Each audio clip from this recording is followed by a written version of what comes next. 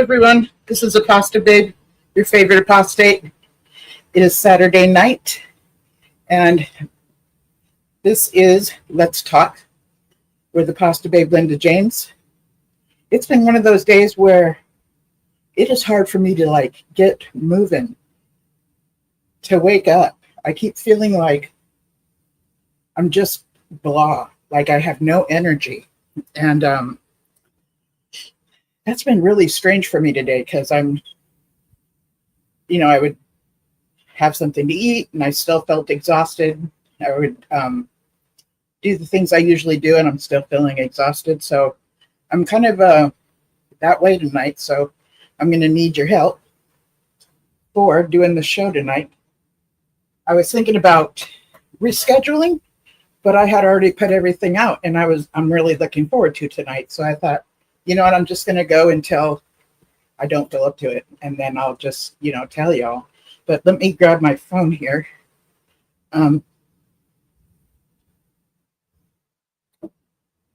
See here.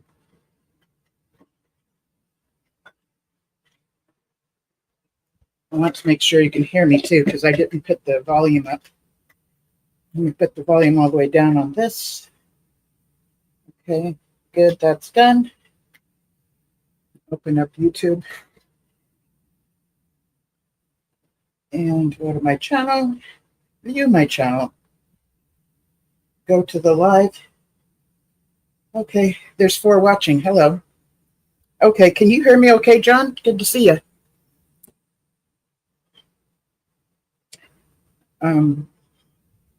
Is my volume on? I was just wondering. It looks like it's on, but I didn't adjust it with the computer first before I went into, yes, right on. Thank you so much, darling. Yeah, so by the way, John, I saw that picture of you today on Facebook. And, I have another friend that worked for the school, doing similar work as what you did. Hi, Shaq. Good to see you. And that was a pretty good job for them. And they really enjoyed it and made a life career out of it, If I'm correct, were you a janitor for a school district? Did I get that right? I think so. Correct me if I'm wrong. But, a janitor on a school campus does much more than empty the trash, okay? This is somebody that students are familiar with, the staff are familiar with. Everybody on the campus is familiar with the janitor, and they're much more than, like I said, yes, a janitor, okay, much more than someone who takes out the trash. I think you have the key to everything, okay? If shit hits, they call you, right? If they can't get into this room or that room, or they need the volleyballs, just anything that could go wrong, they'll call you because you can make it work, kind of like Bippity Boppity Boo Fairies from Cinderella. 33 and a half years, yes. It's so much more than emptying the trash, although that is part of it. But yeah, the guy I knew, he enjoyed it. I know he really enjoyed it. And he was a familiar face, a kind face. I also was reading to children on literacy day. Okay, in classrooms. You did everything. Yeah, see, everything. That's very cool. Shaq says, I hope everyone's having a good weekend. Congratulations, John, for adopting a new doggy. That's right. You did show a picture of the new member of the family. It's a 4-legged member. And you know what? Some people don't have a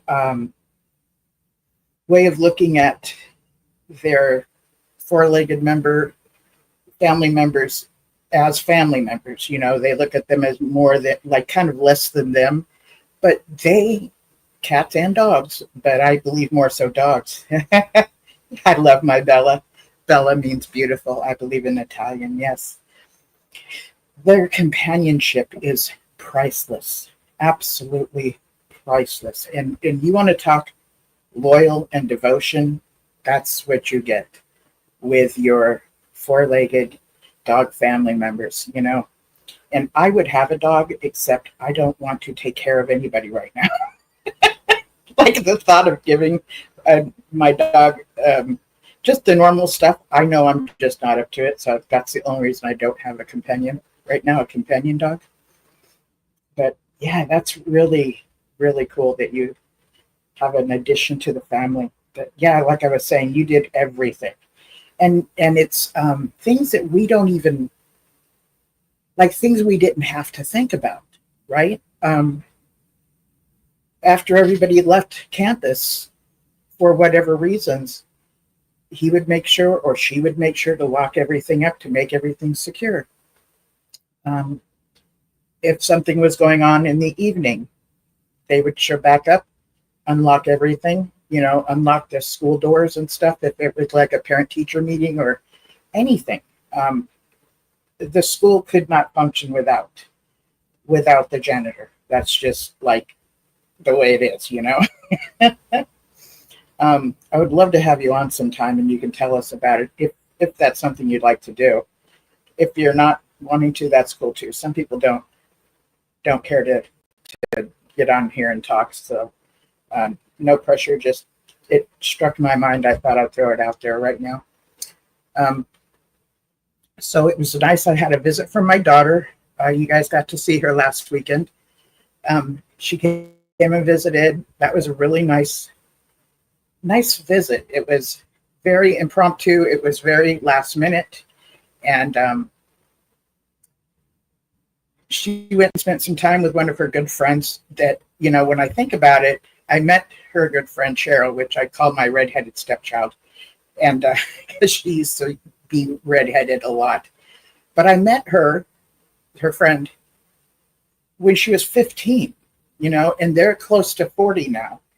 And I always adopted the kids that my kids knew. And I loved having them at the house. I loved taking them places. Hello, JW Suicides.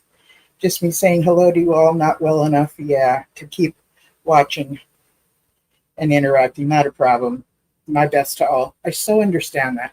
I'm kind of having one of those days where I'm just not feeling well. But thank you. I think of you often. So thank you for popping in and saying hi. I appreciate that. You know, it's like sending good vibes from someone on the other side of the world from where I'm at. And, you know, the three X's, that stands for kisses. Just so, I'm so thankful for this community on how supportive we can be for each other. I'm really thankful. I know that it can get toxic at times, but if we kind of have a mindset of, oh, okay, they're still doing that. It might take some time for them to drop that one, you know, something that's toxic, okay? And it's not a bad idea to, you know, limit your interaction for a while with someone that you find to be toxic for you. And it's not our responsibility to fix them, okay? So, but it's good for us to be around when those that are on their healing journey, including ourselves, okay, for us to be able to ask each other things, you know, like, did you ever struggle with this? Or did you ever deal with that? You know, because just learning how to do life is kind of this whole new thing for us. You know, and so it's good for us to hear other options, and then we take it in, we think about it, we ponder on it, and then we decide ourselves what we're going to do, what would seem right for us, you know, on something that we want to do, or something maybe we want to avoid. Maybe it's something we used to feel obligated to have to fix, okay? I think one of the things that really used to just keep me stagnant within the organization is terminology like, you don't want to stumble someone. And being a representative of Jehovah, and your behavior has to, you know, be above reproach. Listen, you know, we're working on our own character, And I say most of us are in a place where we want to be good people. We are good people to begin with, and we want to continue in that. And when we find out something is socially unacceptable, we usually just didn't know. Okay, we just didn't know, but it was normal within the organization. So when we're made aware of it, we can decide, no, that's my character. I'm sticking with it, or think about how it might affect other people and decide, maybe a different way to handle it next time. We're always coming to places where we've done this or that a few times, and we're getting more secure in it. Different choices, different movements in life, right? So the more we do something, whether it's a mistake or it's a very good decision, we're going to gain wisdom, okay? Either way, we're going to gain wisdom. So it's okay if we have a friend and we watch them really screw up. I mean, if it's not taking somebody's life, right? Because sometimes they need to feel the negative reinforcement, right? And also, too, when we see them really make some great progress in life and great decisions, we need to also kick back and watch that positive reinforcement. The rewards happen to them, too. That's them building their own wisdom, okay?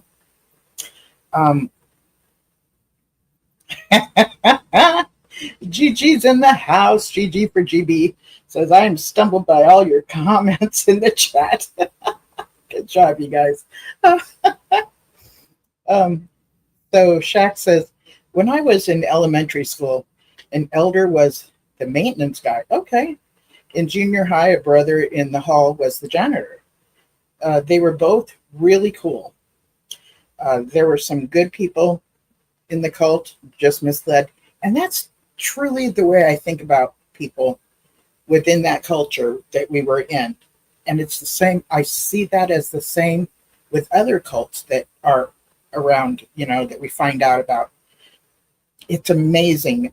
Love bombing is used as a way to recruit for pretty much any kind of a culture, whether it's a positive one or a negative one, high demand one.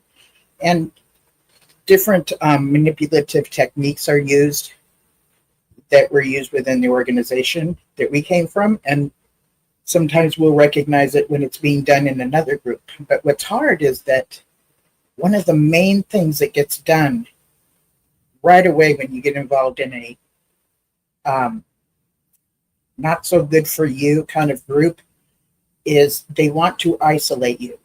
And you end up thinking it's your own idea. So pay close attention to comments that are made that encourage you to not associate with your family anymore and to not associate with your friends anymore. When you hear that kind of talk, whether it's from a friend, a new love interest, a group, a religious group, a political group, that's a red flag. That's a red flag. If you choose to not associate with your friends or your family, let that be because of your own reasons, okay? Not because so-and-so is complaining about it and trying to talk you into things. Hello, Natasha. Good to see you. Good to see you, sweetheart.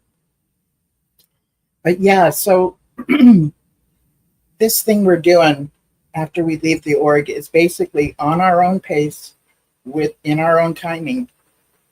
We're doing a journey of healing. And sometimes we just stop for a while, and that's okay too. We might not be into researching. We might not be into paying a lot of attention to things that we were for a while. We might go through a burnout stage and just set it all down for a while. That's okay too. If and when you're ready, you'll pick it back up again. I think that we, for the most part, have a desire to want to heal, okay? And if we have a respect for everyone's at the place they're supposed to be, for themselves, even if it looks pretty bad to us, okay? That's none of our damn business, all right? It just is not. Unless you see them doing something really, really, this could kill people, just be supportive to them. People are going to say things we disagree with, and we don't have to be on the same page today as we were expected to be back in the organization. And they would call that in harmony, right? As if it confirmed that we were all doing the same thing right. But in actuality, what it really was within the organization was conformity, not harmony, a confirmation of God directing us. And those of you that are followers of God, it applies the same way, okay? I was a Christian for 30 years, and today I'm not, but I have respect and appreciation for Christians. And when I was part of different churches, I never went to a church where everybody was expected to be on the same thing at the same time, like the organization did, So, yeah, just give yourself grace in your healing journey and give other people grace too, Sometimes you can put something out there and they might catch it, they might agree with it, it might make sense to them. Sometimes it's just going to go over their head because they're not at a place to receive it, or they just want to discount it. That's fine. For me, I have a hard time with that, and I've had to really work on this because it gives me the impression I'm not heard or validated or valued. But I had to get over. I have to get over that because that's not necessarily the case. It simply, there would be things I was told at a time, or I would read at a time, and it didn't connect with anything that I already had stored up. So it just kind of, didn't stick, But later on, I'd see it again, and it would like click into place and make perfect sense. So that's okay too. Things you put out there, things that you're hearing, if it's supposed to click into place, it eventually will. And sometimes it does the first time, but that to me means you've got some building blocks already there to receive it, if that makes sense. So JW Suicide says, good points about not being at the same level of development. I struggle when others hurt. Yeah, so much.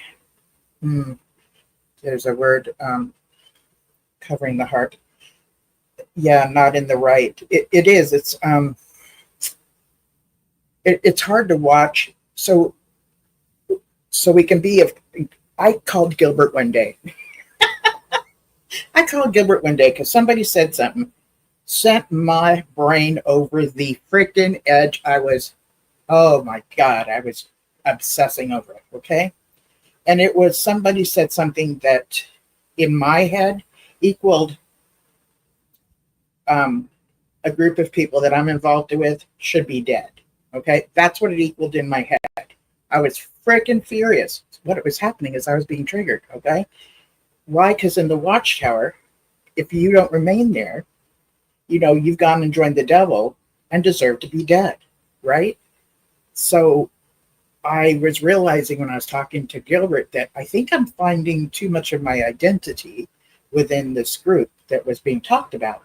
So I had to step back and, think about it. But I called him up and I'm like, listen, this, that, and the other was said. Am I just being a snowflake or what? And he did not say he was right or wrong. He did not, he's like, sometimes things are, said a bit more, how did he put it? Something to the effect that sometimes people cross the line. Yeah. And, but he didn't specifically say that the person I called about was the person that crossed the line. But what he did was he directed me to take a break. And you know what? That was the best thing to tell me. And I did. I realized, okay, yeah, I need to step back from this. And so I put it down for a while. That helped my well-being, okay? He said exactly what I needed to hear. You do remember that day?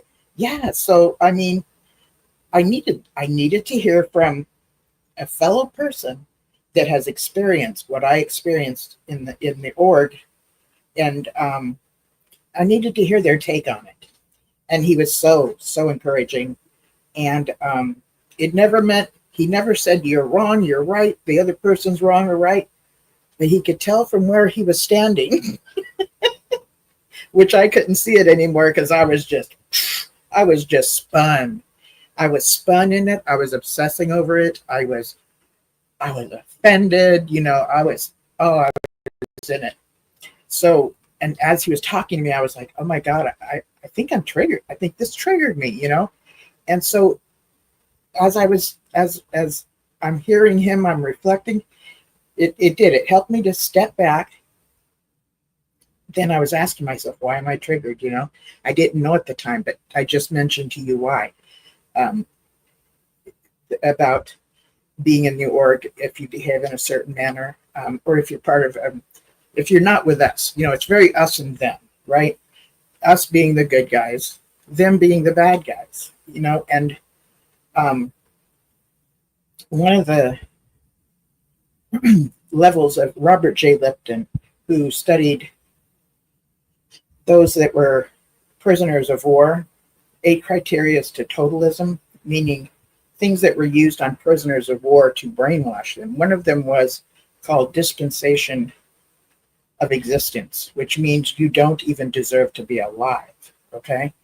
That's what we experience if we're disfellowshipped or shunned, okay? We're being treated as though we don't even deserve to be alive, all right? So, and then we have to treat people like they don't even deserve to be alive because we were, and some people didn't. Some people just did their own thing. But what we were taught was that was this loving arrangement, right? Okay, JW Suicide says, did you all read the liner, the Leon Shriver novel about how an ex-JW saw through the COVID farce due to escaping a cult? Oh, that's interesting, Shriver. Okay. No, I have not. So, okay, what I'm going to mention right now is we're at 23 minutes. And the reason I'm talking about this timestamp is because later on, when you want to come through the chat, again, to get this information that she's talked about, Lionel Shriver, it's a book that's about a JW that saw through the COVID farce due to escaping a cult. Thank you. When I'm really glad you mentioned it, even though I have not read it. But like Beverly's like, JW Suicide. No, I haven't, but I can believe it, right? Okay. When COVID happened, I was like, what? Wait a minute. Because you know what? We were being taught to self-isolate. That's what we're taught to do in the org, right? And to not associate with people unless they were part of your, they had a thing called like your maybe 3 or 4 people or 5 people that, a group of people that only you associate with, usually your immediate family, right? And so limited association. We're hearing things from the government as they're kind of learning it. Yet some people are like, listen, this is all bullshit. And others are like, wait a minute, shut up. I didn't hear this. So, we all had it was very triggering to me because it was very much like being in the org. Okay. It was very much to me like being in the org. So to hear that somebody wrote something due to escaping a cult and that that it's about an ex-JW saw through the COVID farce. I'm not saying that I agree that it was a farce or not, but that's how this person saw it.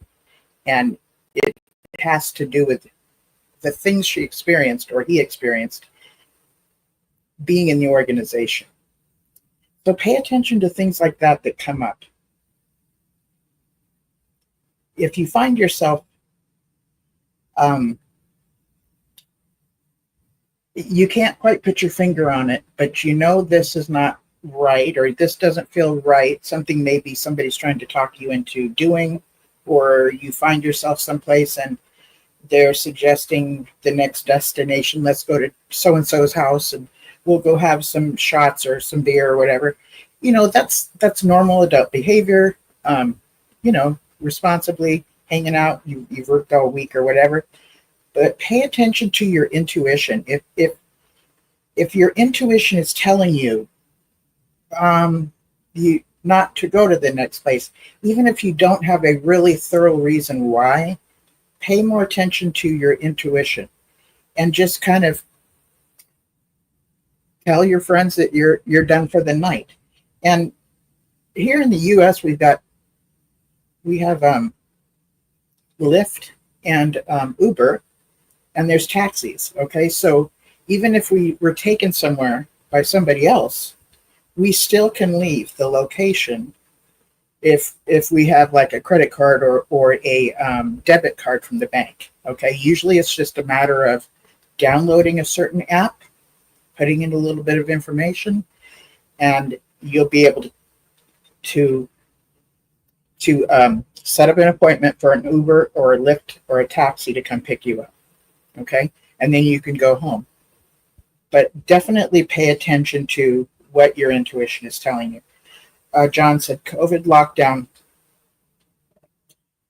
looked more like cult conditioning, yes, than the actual pandemic. Yet people did die. Yes, they did. And the virus overextended by media propaganda. Yes, there was a true virus, and it was at times just blown out of context. You're right.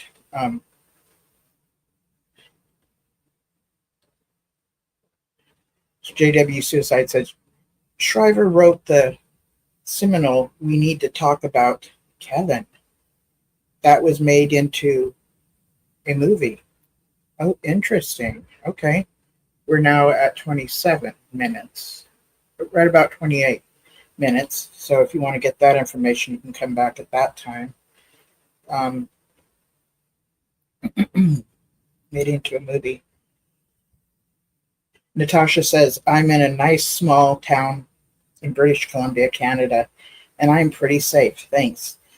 Okay, I think you're answering somebody. How you doing? Yeah, if you're safe. You got pepper spray? Good for you, darling. and I think you're on the petite side, too. Yeah. Okay.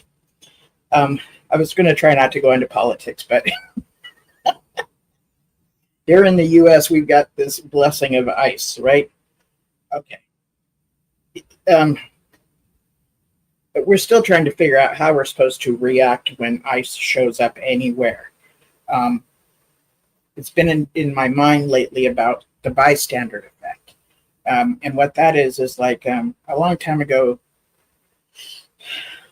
someone was murdered, and a lot of the neighbors heard it, but nobody went and did anything about it. And then they did some experiments, like psychiatrists or psychologists did some experiments to see how the public would react. And most of them kind of just walked by when like somebody was, it was like just some person willing to volunteer to act in a certain manner, like they had passed out or whatever. And people just kind of walked by. Nobody really checked on them. It was very rare for somebody to check on them. Well, lately, as ICE has been showing up in their, looking like the army shows up, what I'm noticing is that the bystander effect is definitely not happening. Okay. People from just if they're walking down the street, they're near in their cars, they're getting out of the car, they're yelling at these people that show up that are ICE. They're saying things like shame, shame, shame in unison. Like they're really doing some pushback in a manner that lets the people in ICE know that they are disapproved of. They are not happy with them being there. And I've also seen ICE accuse people of pushing them or getting in the middle of what they're trying to do. And it's pretty unlikely that those things happened. But Maybe they did, and then they get arrested, right? That kind of stuff is going on too. 5'4", now 5'2". Okay, yeah. As we get older, we do shrink. This is true.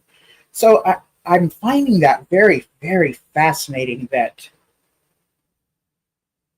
and especially because they've been here in Southern California and Los Angeles.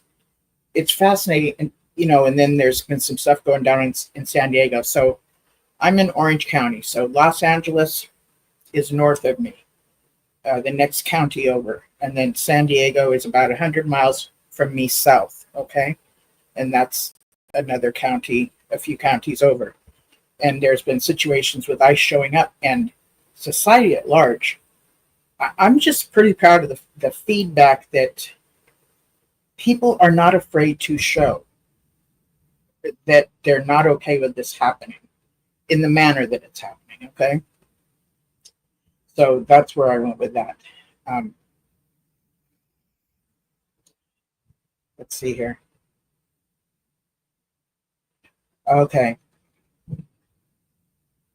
yeah. So yeah, that timing of COVID really triggered me. So pay attention to things that happen in life that you're just not. It just isn't centering right for you. Kind of reflect and ask yourself why, because it could have something to do with. It could be your body doing what is like a warning you to not be involved in it. Okay, but also pay attention to your intuition, where it will be. You'll feel at one. You'll feel at peace with it too. Um, I know it's kind of an emotional thing, but it's intuition. It's your gut feeling. And I'm going to tell you something. I've never met anyone, and I myself have the same opinion. I've never met anyone who said, I had a gut feeling and I regretted following it. This never happened. I mean, have any of you ever had a gut feeling, paid attention to it, followed it, and regretted it? I've just never heard of that. So to me, that's confirmation from my own history and what I've heard from others. And the reason I'm bringing this up is within a high control group, or a relationship where it's overpowering, you're taught to push that down and to never really listen to it. So I believe it's there for a reason, and I believe we are wise to listen to it. And it's different than being led by emotions. It's very, very different. I can't explain why, but it's very, very different. When I called Gilbert and I was at that place, I was being led by my emotions. And I'm like, what's the deal? Am I a snowflake or what? I was very much, hello, life after a religion. I was very much being led by my emotions, okay? And so I called someone for help. But if you pay attention to your intuition, I do not believe that's being led by your emotions. I believe it's a kind of compass that we're born with, and that we really need to pay attention to it. Some people will consider it the Holy Spirit guiding them, some people have different names for it, but being that we were trained to push it down and never pay attention to it, I believe that did not serve us. I believe it served others that were giving us instructions on what to do. And it made it easier for us to take instructions that were not in our best interest. Okay? We have to ignore our gut to receive instructions that are not in our best interest and then do them. Okay? And sincerely believe that this is what Jehovah wants us to do. We have to really push down and not listen to, not pay attention to our gut instincts. Okay, Life After Religion says, Yvonne says, gut feeling is called the little brain. Interesting. And XJW, Dan and Angela, yes, I regret not listening to my intuition as well. Yes, I remember not paying attention to it a few times. I regretted it every time. Yes. Interesting. The Yvonne says little brain. because we're finding out that our stomachs have neurons in them. Yes, neurons, which are in our brain. This is kind of a new discovery kind of thing. Um, yeah, fascinating. Very fascinating. Okay. Life after religion. Okay, you guys are saying hi to each other. That's cool. Um, let's see. Beverly said, after waking up from the mind control of Borg, I listen to my gut instincts. Yeah. See, isn't that amazing? You could tell that's confirmation that when we were in the org, we were trained to not pay attention to it. And then JW Suicide says, I regret the gut feelings I ignored. And I've done it too. I mean, I've done it too. So, yeah, sometimes we want to make sense of it. And if you need it to make sense, it needs to be logical. It's very easy to ignore it. But if you learn to appreciate it, I've never heard anybody regret paying attention to their intuition. So, yeah, and it's going to be different things for different people. Um, Deanna and Angela says, God's built-in GPS. That's very cool. Yvonne says, neurons is better description than brain tissue, right? Remember Brother Herd, the governing body member, Brother Herd, our token black governing body member. he was the one that gave this talk about women and why they're not in a position to lead, right? And the logic was because women have smaller brain mass than a man. So that's why they're not in a position to lead. Okay. If we go with that, does that mean elephants are in a better position to lead at the Kingdom Hall than a man? Just saying, if we're going to go with that logic, we might as well go with the logic. It's just bizarre.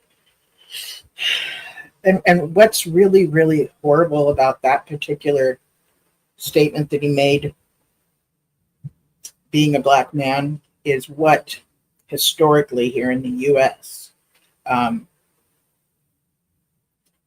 back in the days of slavery, okay, that's what the white men informed the black people who were slaves at the time to convince them to stay down and to not be their potential, okay? Even when they were counted as a human being, they were counted as not a full human being, but 3/4 of a human being. So they are only 3/4 of a human being, and their brain mass is smaller than that of a white man, okay? These were statements to dehumanize them and convince them to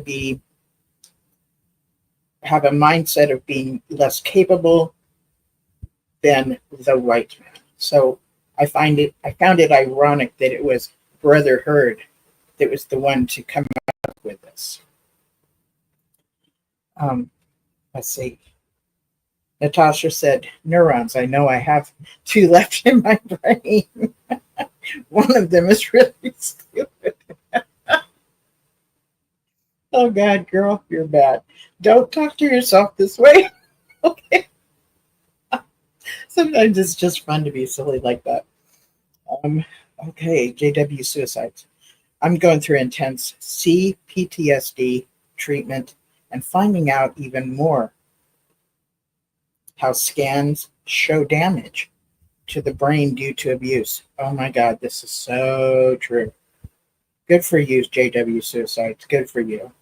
Oh my God. So CPTSD, what she's talking about, yeah, we know that PTSD, post-traumatic stress, or I believe stress syndrome, post-traumatic, why can't I come up with it? Anyways, the C stands for complex. Post-traumatic stress disorder is what I believe it stands for. So complex PTSD is pretty much the same as PTSD. Usually PTSD has been associated with those that have gone to war, okay?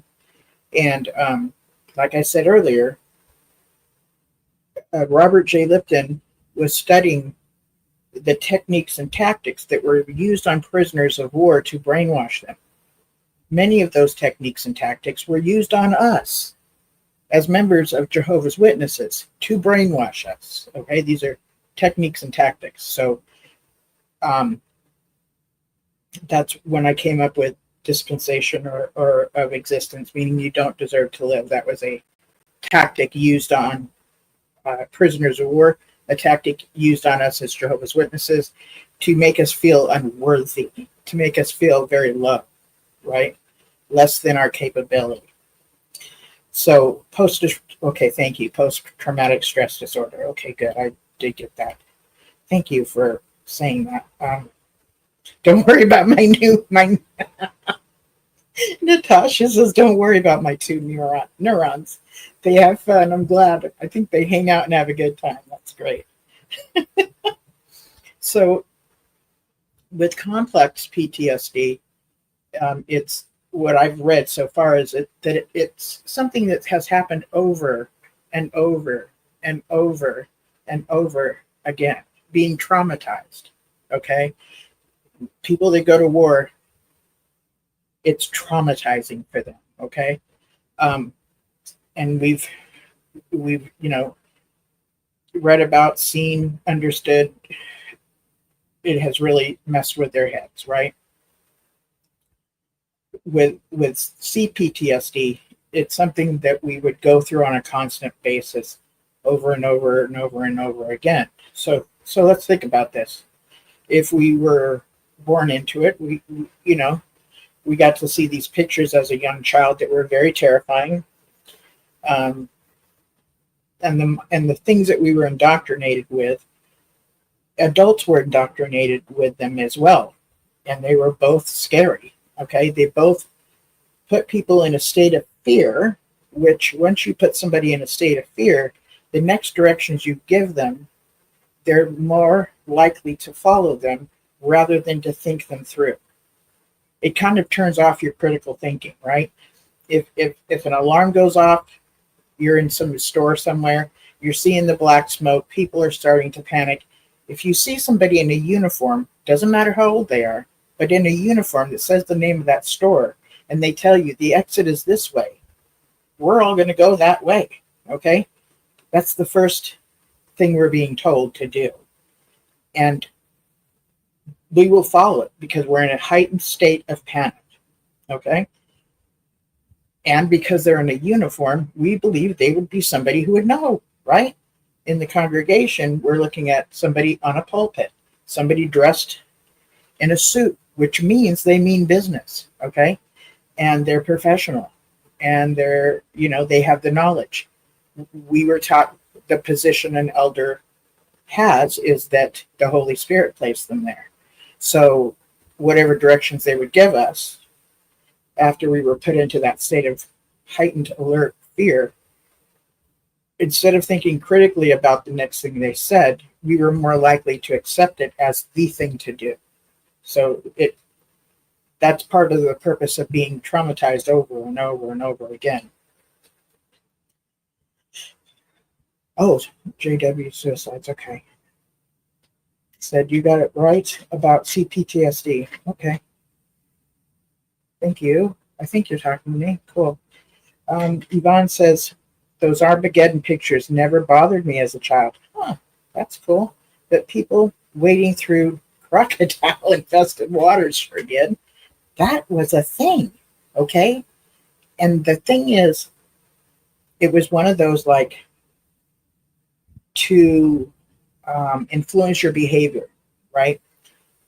The pictures that she was talking about that didn't bother her, the Armageddon pictures, those were placed there to influence your behavior to be good so that you're not killed by Jehovah, right? Now, the wading through water, through shark and through crocodile infested waters, sure did. So we would see stories, we would hear about stories about people, usually somewhere in a third world country, that they would roll up their pants, you know, didn't matter what they were wearing, they'd lift it up and walk through waters to get to the Kingdom Hall, to get to a meeting. Okay. These people in third world countries did this. We who can get in a car, okay, and drive our little convenient butts to the Kingdom Hall had no excuse. All right. And to think that they were so faithful and so loyal to Jehovah that they were willing to go through such danger.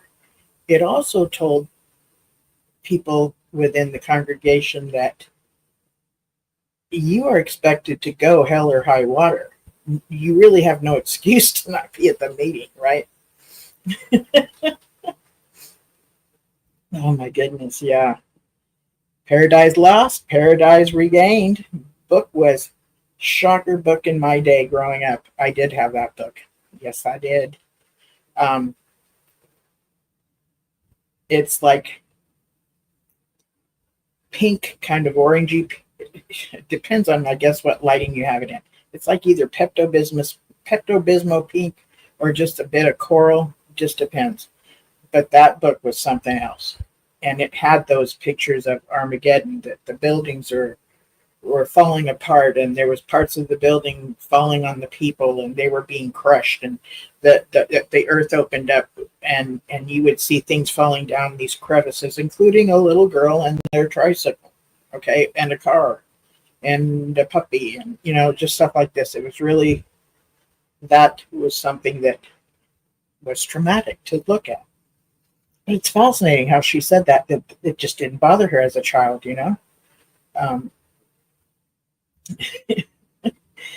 Oh man, I'm still not okay with the place in Florida that is being called Alligator or Crocodile Alcatraz, because to me it's a concentration camp, and it's a very dangerous place in Florida where the weather can get really bad, and these people, if it gets really bad, are going to be stuck in frickin' cages under a tent, and I don't know how they're going to get relief. So I don't feel good about that at all. And I think it was mentioned that I don't remember it exactly, so I'm not even going to quote it. Let's see here.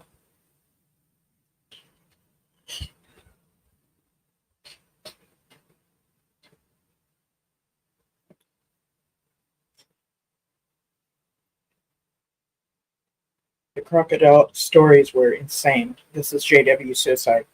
Watchtower had money to make safe crossings. That's true. That is true. They could have made a safe crossing, couldn't they? Never even thought about that. Never even thought about that. D-Bon's like, you're right, they sure did. And it's fascinating in at headquarters in New York, where it was downtown, I believe. The buildings that we're used to seeing, not their new facility, but there was literally a thing that went across from one building to another over a street for people to be able to walk from one building to another. And that was to help the brothers and sisters that were there not have to go out on the street. And sure, it could be that it kept them from worldly people, but I think it helped them not have to be affected by the weather as well, Yeah. Armageddon in the future was supposed to protect us. Yeah, I remember it being said like that.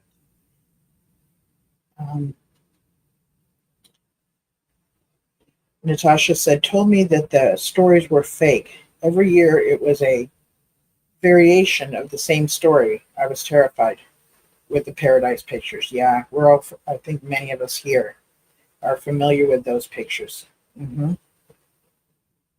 Yeah, it was a shocker growing up to that one. And it was I still have the memories in my brain now. Really, really intense. So So as JW Suicide was talking about, since she's in therapy and learning about how much damage um, what we've gone through does to the brain. Um, I remember I was at a kind of a workshop kind of thing with people that were from cults, giving different talks, and I was listening to a woman who was once a Jehovah's Witness, who became a therapist, or maybe a neurologist or a psychiatrist, something to that effect. And what she was telling us was that because we were always put in a state of fear, um, the that hormone, cortisone, I think maybe, might be saying it wrong, was always released in us, and that we were basically marinating in it all the time because of how often it was being released in us because of the fear that the organization and this kind of stuff that we're talking about here caused in us. Okay. And again, it could have very well been intentionally being done for us so that we would be more easily directed. Okay. So she also mentioned there's this thing in the middle of your brain called the hippocampus, and it's the hippocampus in your brain is kind of shaped like a seahorse. Okay. And if you picture like the curve of the head of a seahorse, it had little frays, like almost like hairs. And of course, this is minute. It's not this thick, but on that curve, we have like little hairy things that would stick up. And because of the cortisone release, which is that stress hormone, and people being marinated in it so much, that little area where those little hairs, they were pretty much gone. Okay, so it affected something in the hippocampus. I don't really know what that means, but that's what she said happened. And it just didn't sound good. I don't know what that means in neurology terminology, but the fact that they were there to begin with and they weren't anymore was a bad thing. Okay, yeah. Sympathetic, being fight, freeze, fawn. Yeah. See, okay, so when I did go to college, junior college,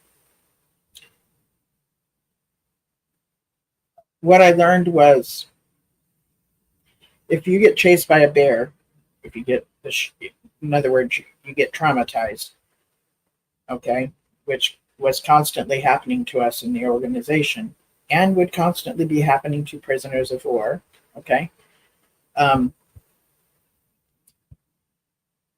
So if you were chased by a bear during the day, by the time you were ready to go to sleep, you would be super exhausted, okay? More so than the usual exhausted. You would be extremely exhausted. Okay, hippocampus stores memories, specifically bad memories and feelings. This is the answer from Yvonne. Fascinating. Oh, fascinating. And JW Suicide says, children who died from abuse were found to have shriveled, I'm thinking it says shriveled up brains. Yeah. So the damage it does to the brain is, we can say that we know that there's a specific difference of the brain of those that are abused. So, yeah. Okay. So what I was going to say was, you'd be super exhausted. That state of being super exhausted is called a parasympathetic rebound. Okay, you got scared earlier, and if you find yourself like, if you ever notice something happens and you all of a sudden get scared, you feel like you might have to pee. All of a sudden you got to pee. Sometimes you got to go number 2, just all of a sudden.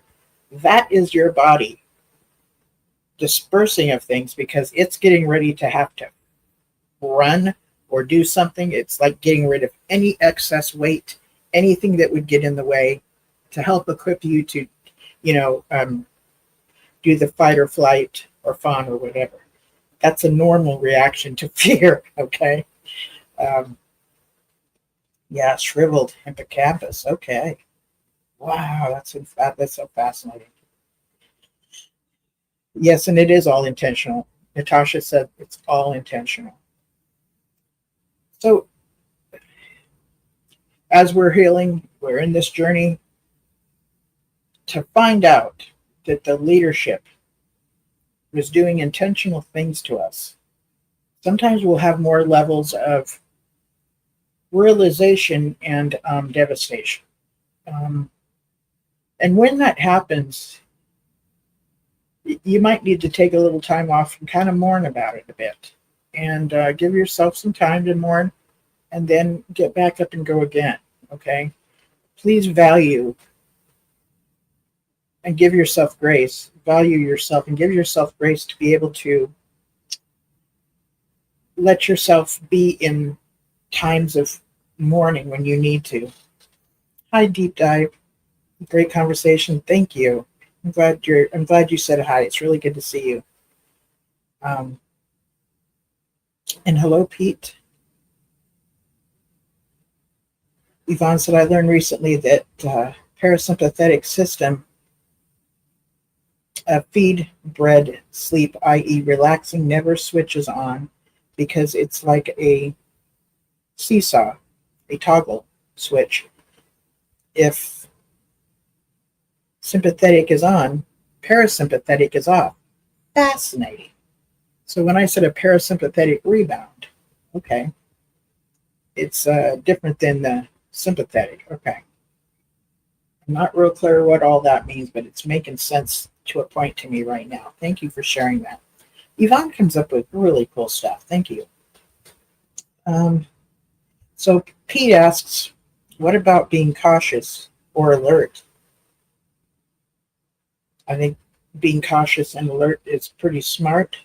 If it keeps you from living your life, if you're so cautious you don't make any moves and it stops you from doing anything in life, then that's unfortunate. Being alert is pretty smart, you know. I can recall that the organization would tell us stories about how people would be doing this and doing that, and all of a sudden they found themselves within a situation that was a whole lot of bad stuff. Huh. My alarm's going off. Okay. Yeah. So you'd find yourself in a bad situation to no fault of your own, but you just found yourself in a bad situation. So a lot of stuff would happen. Hello, fixing my face. Fixing my faith. Thank you. Saying hi to everybody. Yes. Thank you for being who you guys are. Fixing my faith. They're an amazing couple that they both have a heart of gold. And I'm just very thankful for them. Seesaw is not U.S. I think it's Child's Park, where one is up and the other is down. Okay, so it's not a light switch. It's okay. It's like that. There are light switches that actually do that, but I know what you're saying. It's not a switching on or off. It one will be up or the other will be up. Okay. My daughter's here. Happy Maui, happy girl.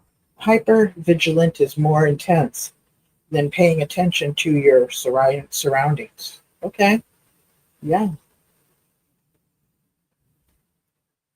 Teeter totter. Yes. Okay. Thank you. I love it when we're just interacting amongst ourselves and sharing what we've come to find, and I just love the interaction that you guys have. Thank you for doing that, and just, you know, I love these Saturday nights with y'all. I don't even remember where I was at. I got distracted. I don't know.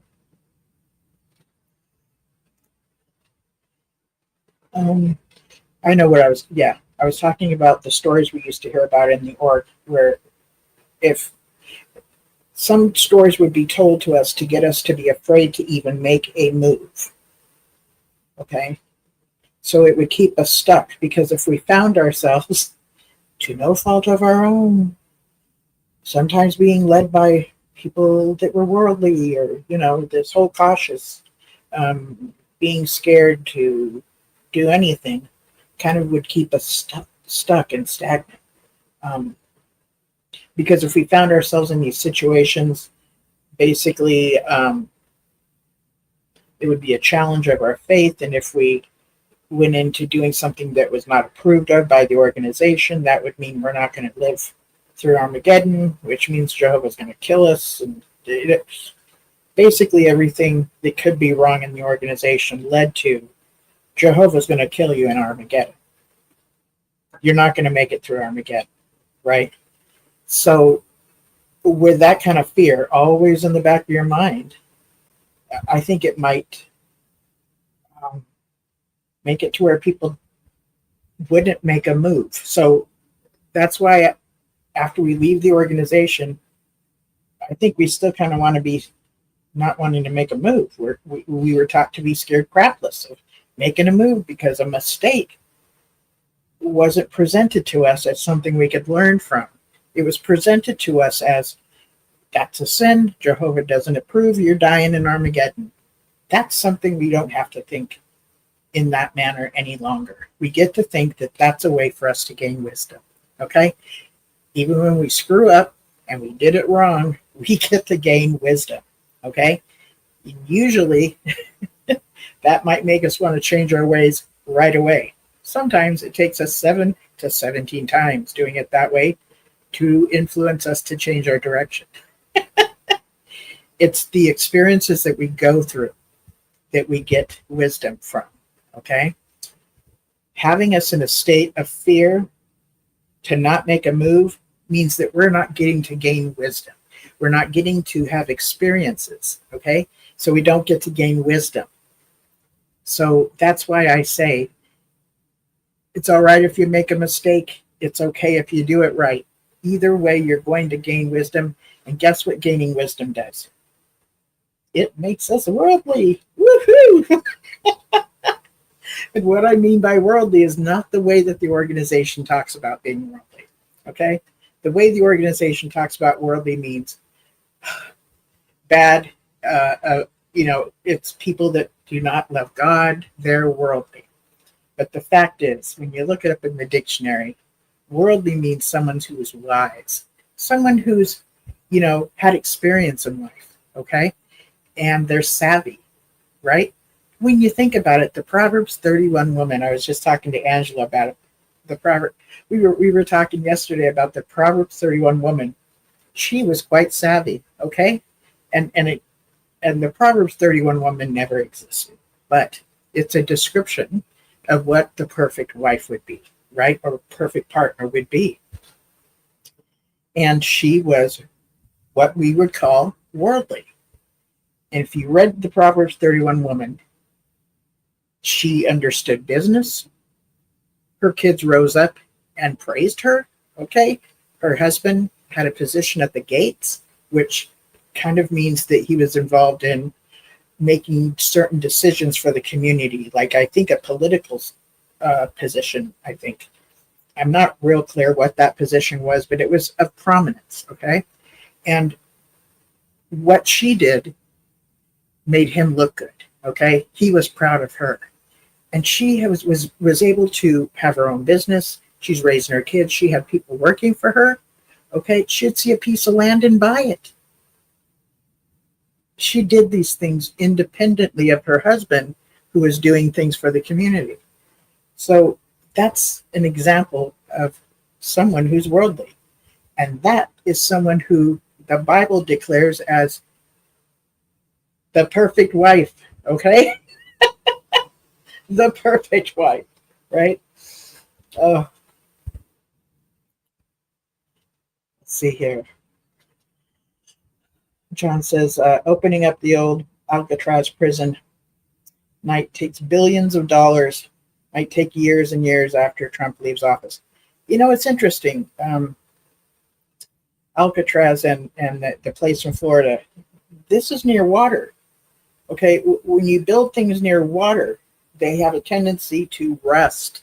It's not a good environment to build something that it really has the foundation will disintegrate more so than things that are built more inland. Okay, so having to fill in the holes of all that rust on Alcatraz, I don't know how they're going to do that. I don't know how they're going to do that, but this seems to be a vision of our president's mind. So we'll see. Yeah. Okay. Deep dive. However, when we gain wisdom, they create something to hold you back. That's true. Yes. That's when you know you are on the right track. Yes, if you gain wisdom in an area that you don't want to visit again, you remember, oh, shoot, the last time I did that, my consequence was this. Yep, I don't want to do that no more. That's wisdom, okay? From an experience, okay? That's when you know you're on the right track. Destruction of those striving to do their best. This is JW Suicides. It's telling JWs that a divine entity isn't love. Yeah. And Deep Dive says she was a virtue. And I believe that's our Carrie. Carrie K. I believe that's who that is. And my daughter.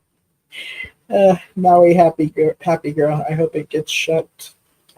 The heart's in front of it. I think she said shut down. Yeah. I'm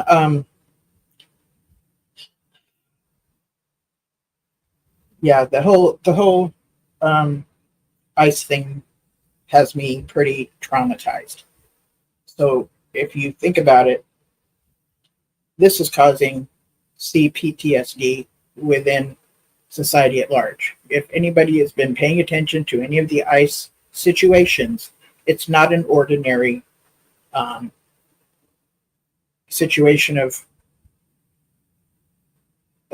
getting rid of hardened criminals, okay, and those that should be deported.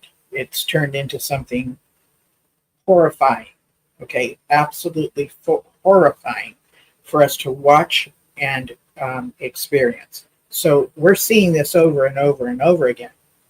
This is causing CPTSD in society at large that has been watching this. Okay? That's a real thing. So when you need to, and I have needed to, take your breaks, because it's been very hard for my psyche, because I experience powerlessness in this. It's in my head. The way that it's being done now is literally wrong. Okay, I'm not saying getting rid of criminals as President Trump intentionally said it would turn out, and his intention. I'm not saying that that's bad. I'm saying that we were told one thing and now we're watching another thing, and it's really, in my opinion, wrong. There's other people out there that are just like, okay, president's taking care of business, he's got it handled, he's got his team, and it's just not affecting them that way. Okay, but for me, it's devastating.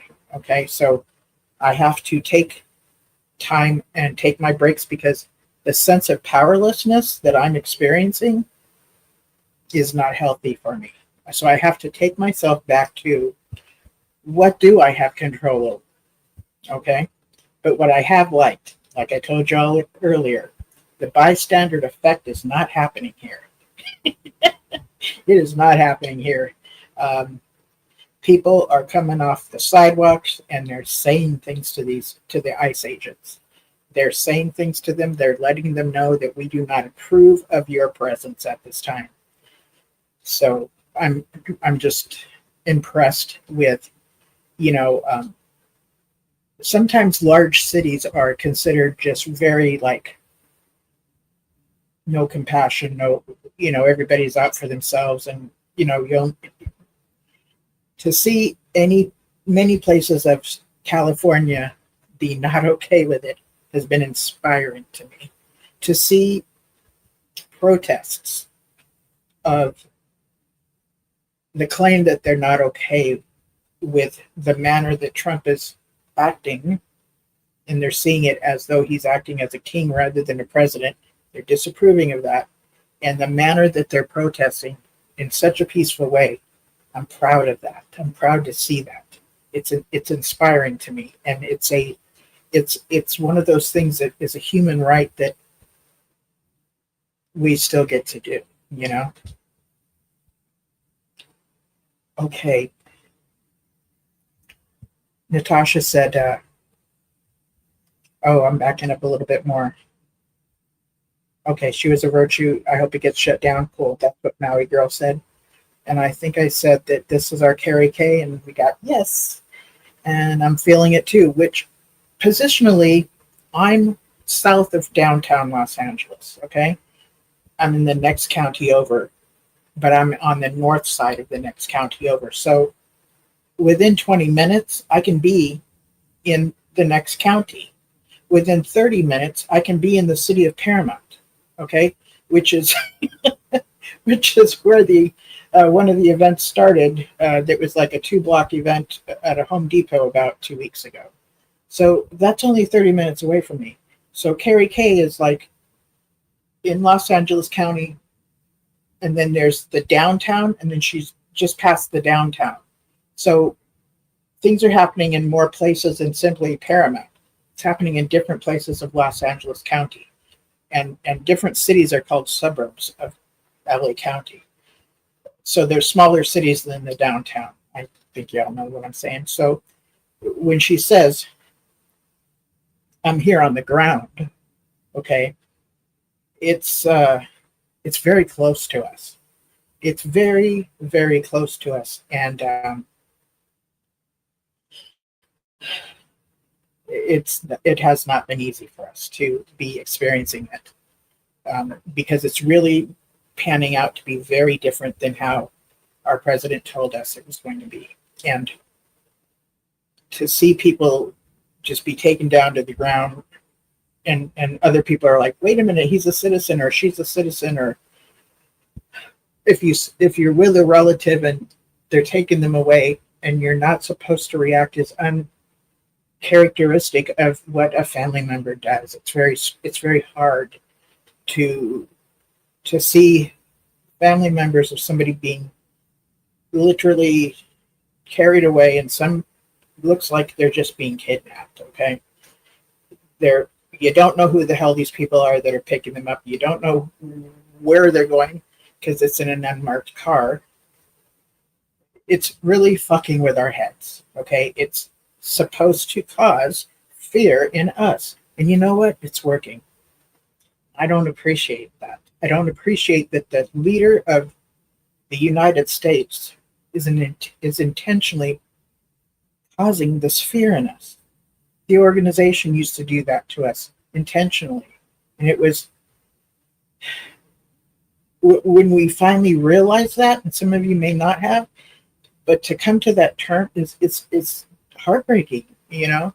And there's people that are supporters of Trump that have been affected by it, but then there's another thing happening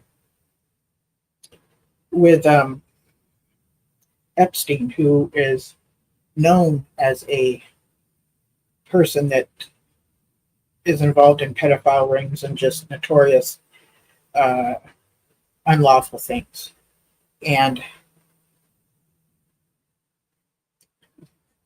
because of the reputation of Epstein, and because historically there's documentation that our president was a good friend of his.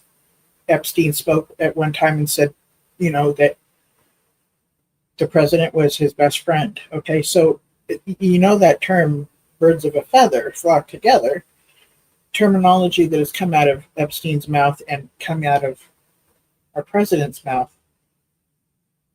is hard to not take seriously when things are said that sound like being with an underage female is okay when it's legally not okay.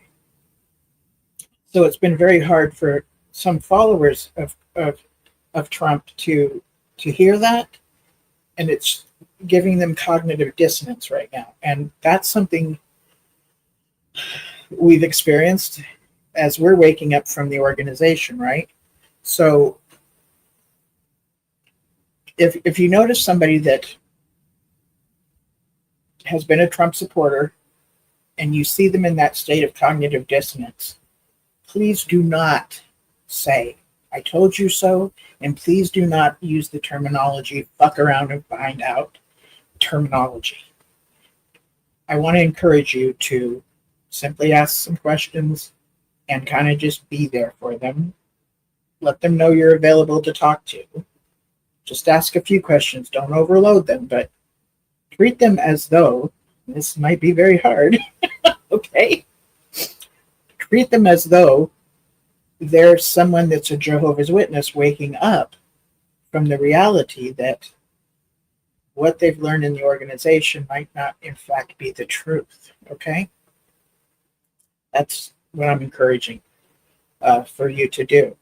And I'm talking to myself as well, because myself wants to be fact, fact, fact, fact. Look, okay, that's what I want to do. I think facts are going to help. But when somebody is in this position of, holy fuck, what am I watching here? And they're devastated about someone that they have looked up to and trusted, and now they're seeing a relationship to Epstein that was really inappropriate. They're in that place of cognitive dissonance.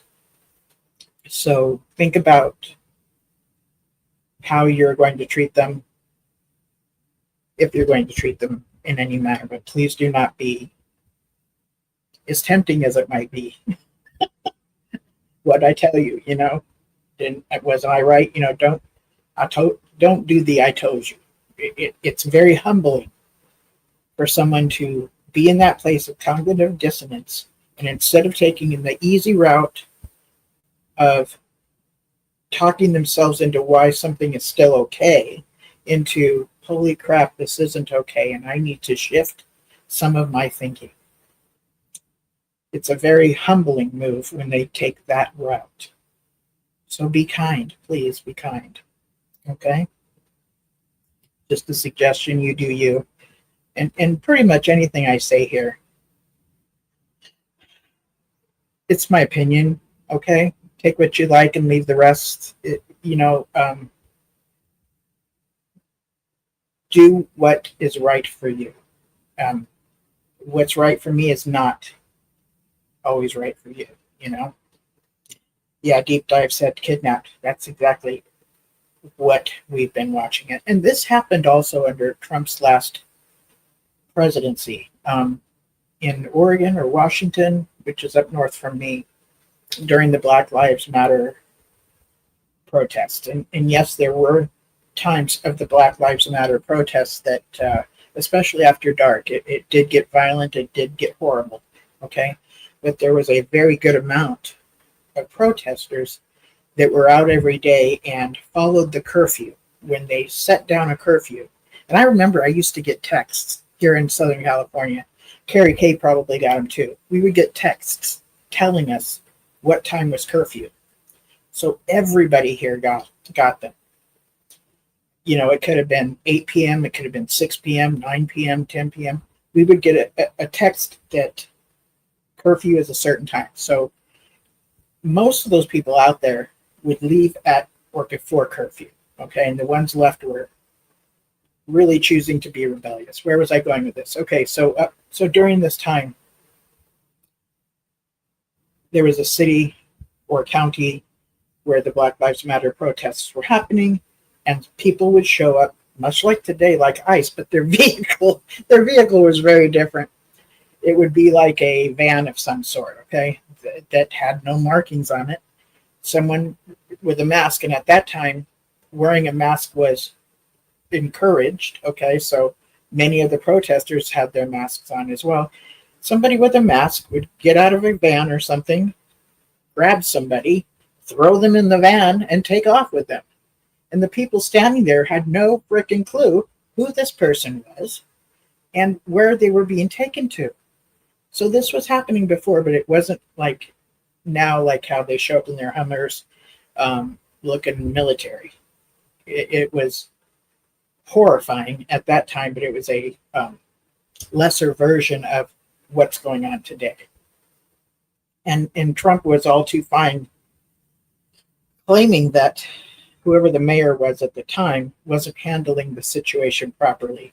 So he sent in different people to do this, even though they didn't want that to happen, which is what has happened recently here. The mayor was informed that she didn't have it under control. That's when it was Paramount and those 2 blocks, and I mean 2 city blocks, so they're pretty big. The mayor said, "We've got this," and I've been here. I grew up in Los Angeles. I've been here in Southern California. I'm 61 years old. I kind of know, like, I've been through the different riots and stuff, witnessing them and seeing how things are handled. So when she said we've got it under control, this was not their first rodeo. He says, yeah, I'm going to send in the National Guard. And she said, please don't. It will make it worse. And guess what he did? He sent them in, and it did make it worse. Okay? Then Gavin Newsom was like, he gets a phone call from Trump. They're just shooting the shit.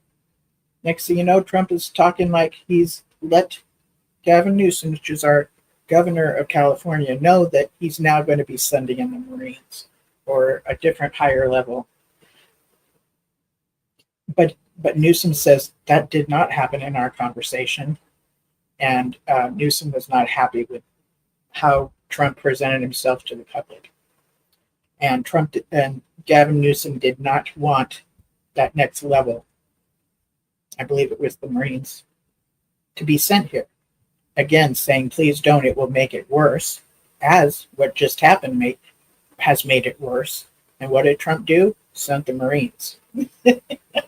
So that's also been very hard to watch, knowing that it's like this. I was in a live chat yesterday watching something else, and I know this happens.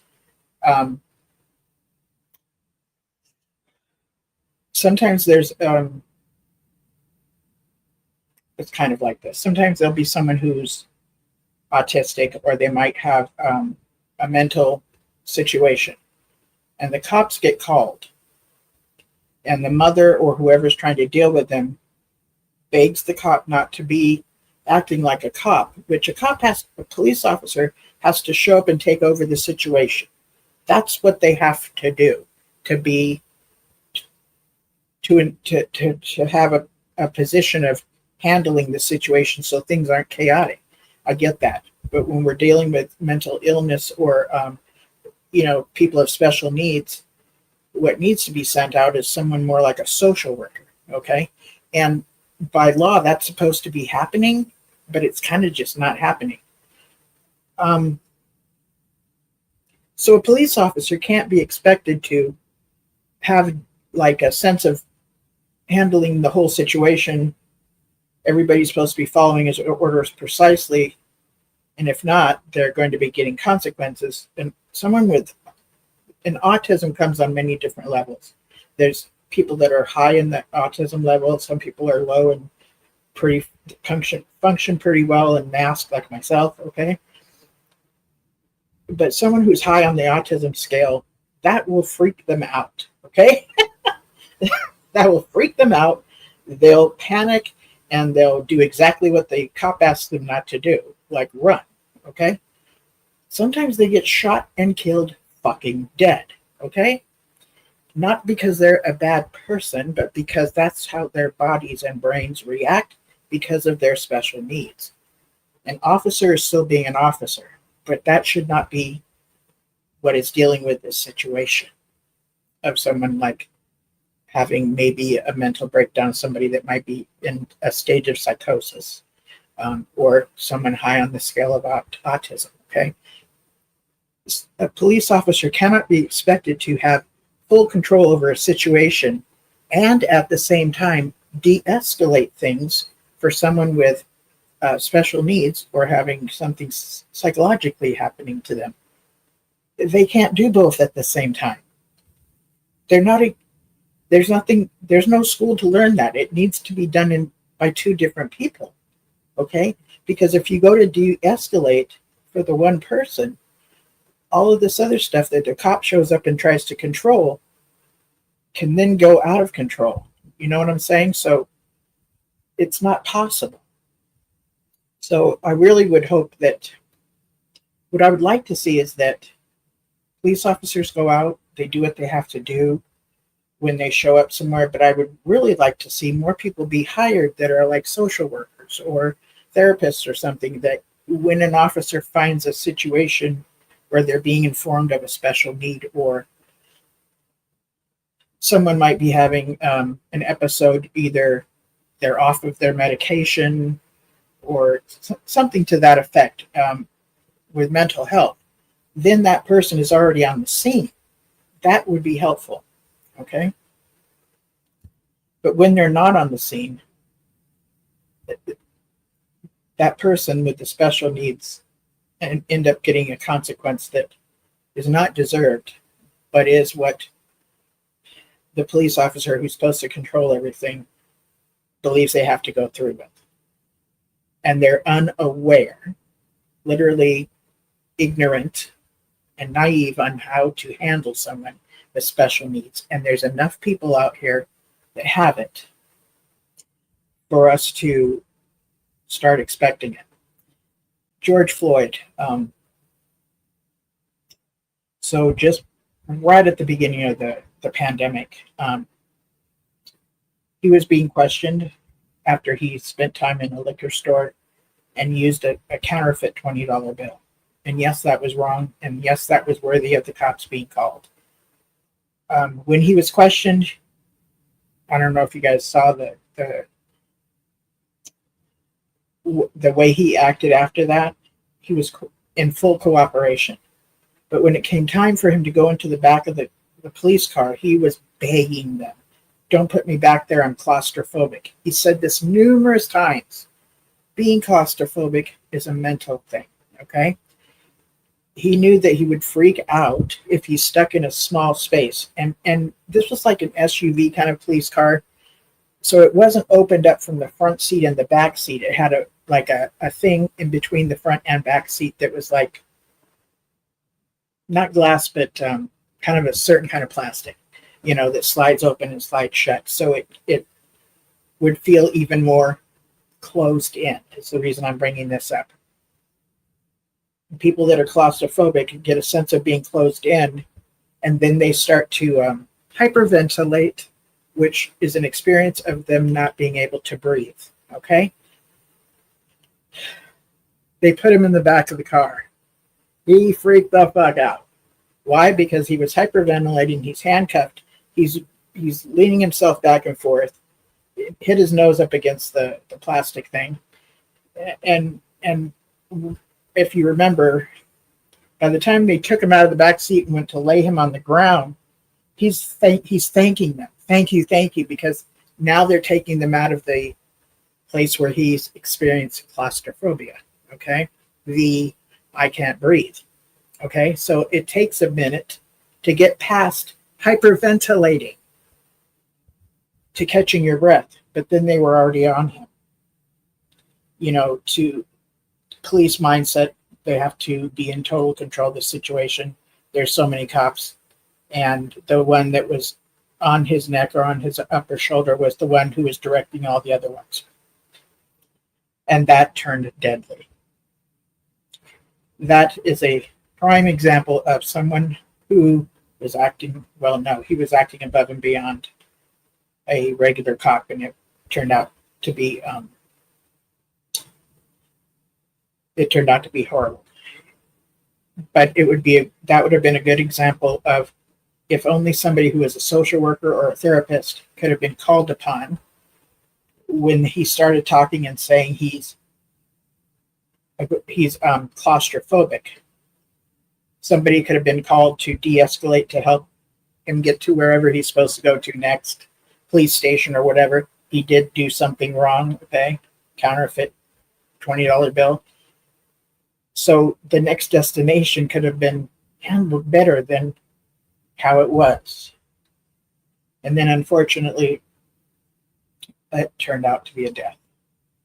And so that's kind of my thing. I'm really wanting police officers to have social workers with them because there's more people out here. JW Suicide is talking about her being in therapy. Those of us that are on a healing journey, we're learning that the trauma that we've gone through, how it's affected our brain. It's damaged our brains. And then there's people in society at large who's had their own traumas from their own other situations besides being in a cult. Some people have very authoritative fathers and or families. So there's other people out there too that have this need, is what I'm saying. It's okay. Let's see here.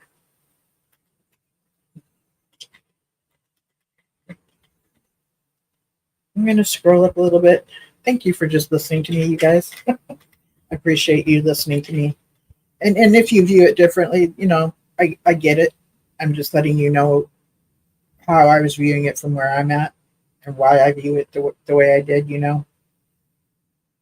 Maui Girl says, good night, JWs. Thanks for sharing. That's so sweet. Oh, let's see.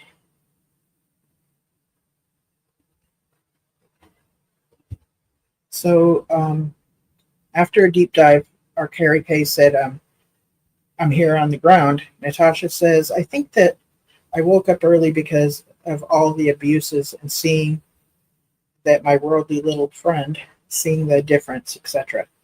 Okay, then Deep Dive says, I've been reaching out to leaders here locally. We are trying to support the community. And you know what? That's awesome. That's awesome. She's actually doing something that could actually make a difference. So, when we learn how to do that, we can do that. Then she says, hugs Linda, me too. And I think that was a time when I was probably saying just how much it's affected me. It's pretty traumatizing and devastating. And then Deep Dive is saying, also, we are showing unity. I agree. When I see people get off the sidewalks, get out of their cars, and make statements to ICE showing up of disapproval, I'm so impressed. I'm so impressed. And to be honest, I don't think that all of these ICE agents are being okay doing it this way either.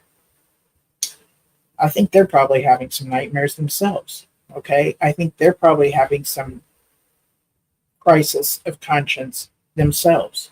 Okay, it might have seemed like a good idea at the time, and then what they're experiencing is turning out to be different.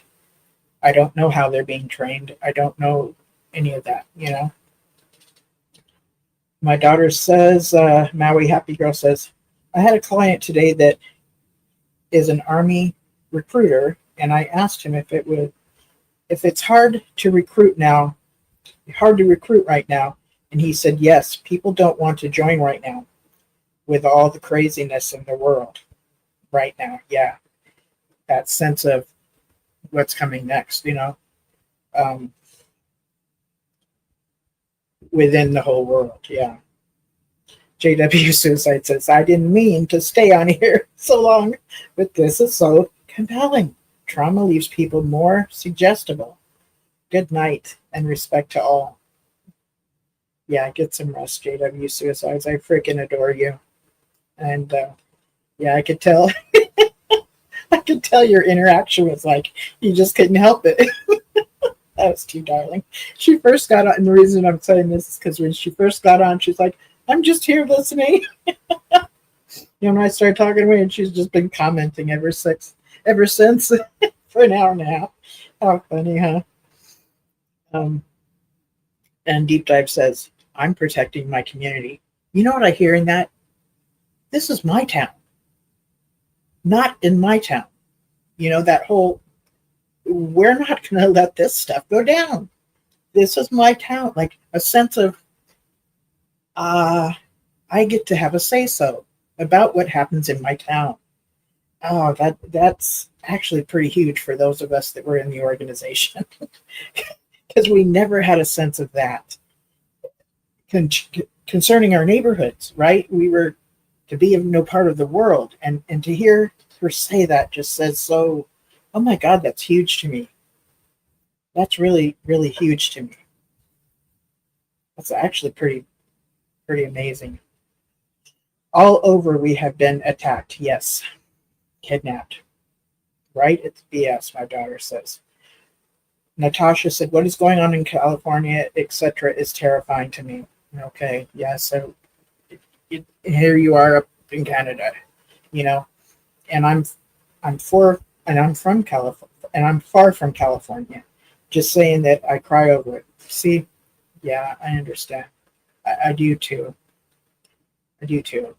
I'm mostly mad. I'm mostly mad and cussing a lot. But there are the times when I just, God, I sit back and I cry about it. It doesn't equal in my soul as okay. It equals as just so wrong. And another thing, back in the org, somebody would be taken in the back room, talk to a couple of elders, and then they'd be advised what to do next, or they would be disfellowshipped. And we never got to know if someone was disfellowshipped or removed, why that person was removed. And we were told we weren't supposed to find out. Well, we have these masked people showing up. We don't know who the F they are, putting them in cars. They have no identification. We don't know where the F they're taking them. It feels kind of similar to so-and-so got removed, disfellowshipped equals they don't deserve to be alive, okay? To people showing up, authority figures in these uniforms, taking away people off the street, and they're, in my head, being removed, being disfellowshipped, taking out of the congregation kind of thing, the city. Within the org, it was said to us as being a protection for us. It was said to be like we have to protect the city over the person that's kind of contaminating it. Can't find the words right now. So they get them, so removing them or disfellowshipping them, exiling them, right? It's very similar to that in my head. And then when we hear they've been gone or whatever, we don't know where they got taken. We don't know the reason why. And we want to know the reason why. And we want to know that it's justified. But we're being told, no, what they did is legal, meaning ICE. What they're doing is okay. Okay. And it's not feeling okay to me. It feels so much like somebody being disfellowshipped in the organization, and we don't get to know why. It's really, there's a lot of things associated with that experience in the organization that is happening in society at large. Deep Dive says, I was down in LA too that weekend. It was nothing, meaning I believe she means like the 2 city blocks. I'm glad Gavin has stepped up. This is what Deep Dive says. So she's here in California as well. And I am too. I am too. to give pushback to the president, he doesn't do it on a regular basis. It says, is this the hill he wants to die on? It is. Okay. Yes, this will be the hill that Gavin Newsom is willing to die on because of just how outrageous this looks. And he has some different opinions than I do. And, that I don't necessarily agree with. In this area, I'm incredibly proud of him. John says mental health is ignored by a lot in society. Yes. Yvonne says also with autism, the person usually has multiple diagnoses. Yes, it's very common for us to have like ADHD, dyslexia, and just you're right, more than one thing. Thank you for bringing that up. And Deep Dive says exactly. Ignorance is something that needs to be addressed, always addressed. Natasha said, for the first time, I see MDs crossing the border to live here, them and children. Okay. Yeah. Natasha said, Floyd was a horror story. It was on the news. It was horrific. Yeah, it's definitely a scary feeling. Yeah, when that whole thing went down, there were different places that you could go to see the video of all that time he was held down. And I knew my psyche could not handle watching it. But once the trial started, it started with going through that whole event, the different people that were around, things that they were saying. And what was fascinating was all of these different areas had cameras that was filming it. Okay, so there was a lot of different viewpoints of what happened on that day. And that's when I watched it for the first time. Yes, it was tough to watch. But after that, when they got into the details, I found it incredibly fascinating. This lawyer got up, that lawyer got up, talking details, listening to, the different people that were called up, what their viewpoint was in like the police department and stuff like this. Then it became fascinating, but it was hard for my psyche to see that. And it was definitely an atrocity. It ended up being an atrocity, and the person, I don't remember his name, that did the main person did get the consequences of being in jail. And I think we needed to see that. I think we needed to see that officer get that consequence. It was very, very important. And that the anniversary of this happening about 5 years ago was like end of April, beginning of May, or the end of May, beginning of June. Somewhere within those 2 months is the anniversary. And I know different people have different opinions. And yes, he was an addict and he was addicted to drugs. And I think that people that are on drugs do things that they would not do if they were clean and sober. And so it doesn't surprise me to hear he tried to pass a counterfeit $20 bill. But I also think this way about those of us that have been in high control groups or people in cults, that they're under the influence of coercion and these things that have them do things that they would ordinarily, their own nature would ordinarily never do unless they were under the coercion of that leadership. They have to gaslight somebody to get them to follow these directions. They have to make that person believe that their own thinking ability, their own reasoning skills are not good enough and that they have to rely on somebody else's, which in this case is pretty deceptive and stated to them as taking the directions that God would direct them in, rather than following their own idea of what would be smart to do. you compare it to, would you like to be directed by God or yourself, you imperfect little, whatever, or God, perfect, has your best interest in mind. So they were gaslit, people that get recruited, right, into this organization. So to get them to do things that are not in their best interest, they had to be gaslit to do that. And what I mean by gaslighting is to be convinced that your decision-making skills are not wise for yourself, that it's better to have somebody else make those decisions for you. So usually somebody has to be convinced that they're usually kind of mentally off to where they would trust other people to make the decisions for them. Okay. Yeah. So I've just been sharing stuff that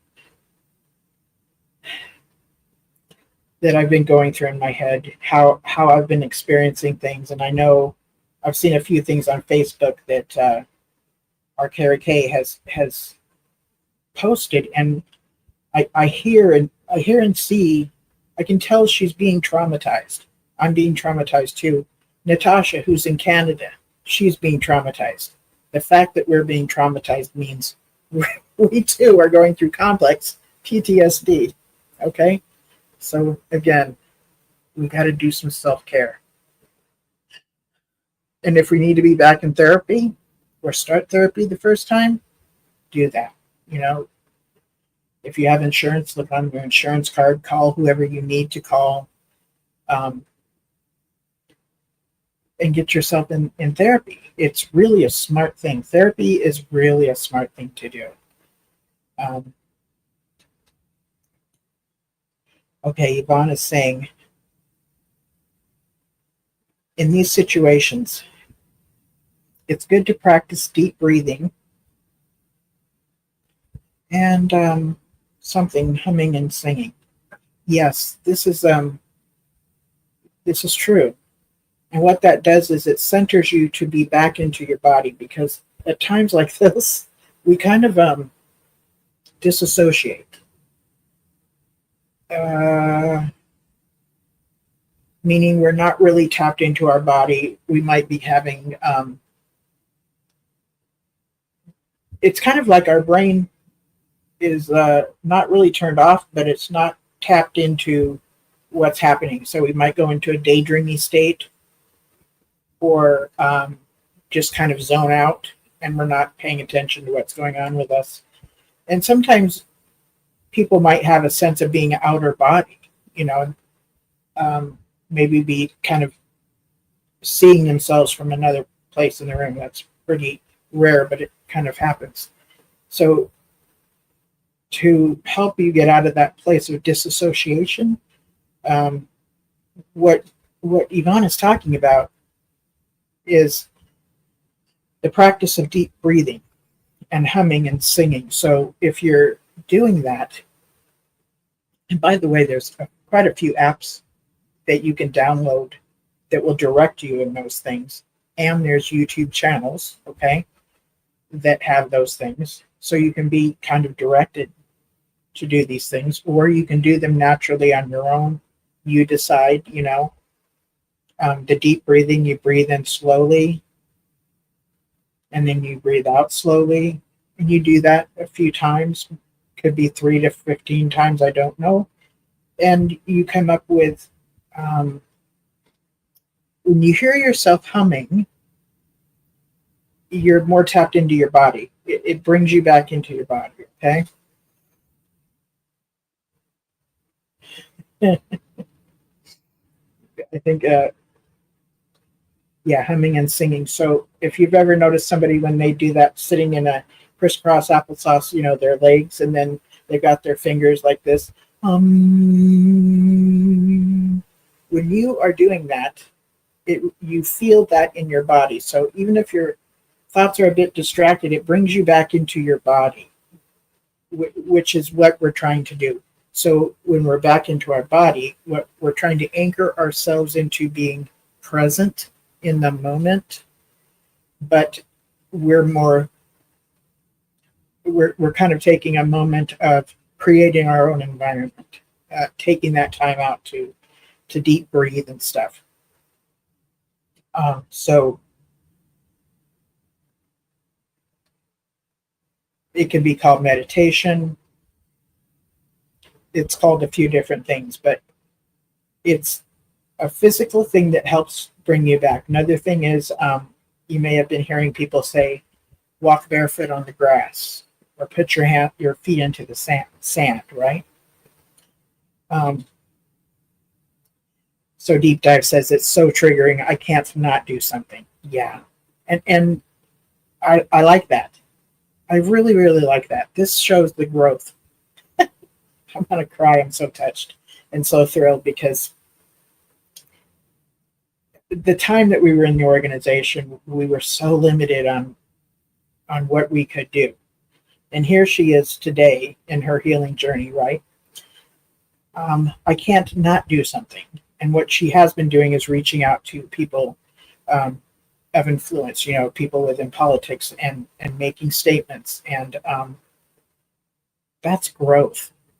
To be from in the org afraid to make a move, or hesitant to being out of the org, and wait a minute, I can do something here. And what I can do is this and this. And she's doing it. And she has the mindset, I can't not do something.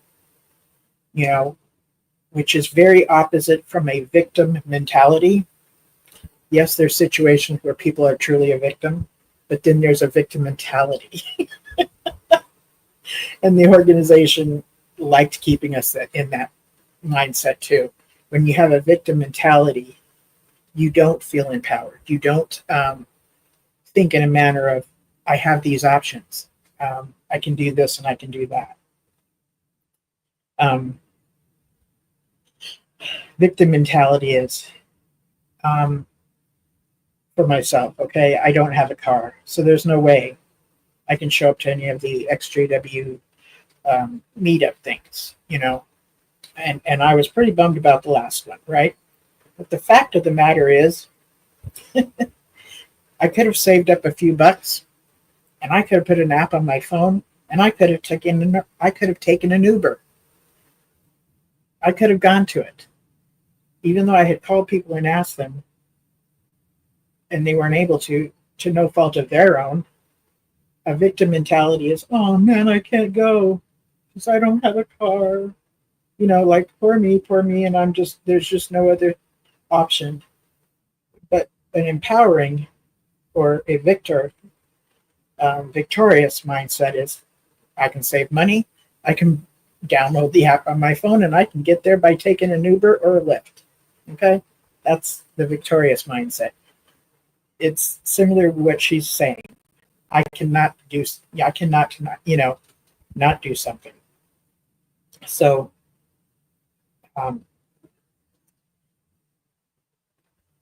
Yvonne says, stimulates the vagus nerve, which helps calm you down. I don't know what the vagus nerve is. That's fascinating. I'll have to look that up sometime. Another technique is visualization. Take yourself to a nice place, including lots of detail. So visualizing. By the way, the organization used to do this with us too. They would start off talking to us, picture yourself in this certain setting, and our imagination would take ourselves there, right? We can do this to ourselves, like what she's saying. So it's a form of visualizing. So if I wanted to do that,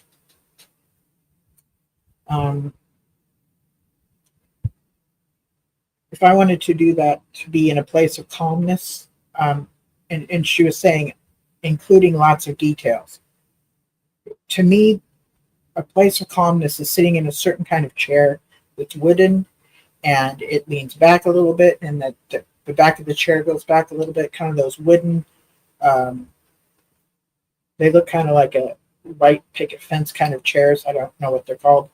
I'm sitting in one of those, it's very sturdy, and I'm at the beach. It's on sand. My feet are in the sand. The sand's between my toes. I'm at the beach. The beach is right there. I'm hearing the beach. I'm feeling the wind on the beach. I'm hearing seagulls, okay?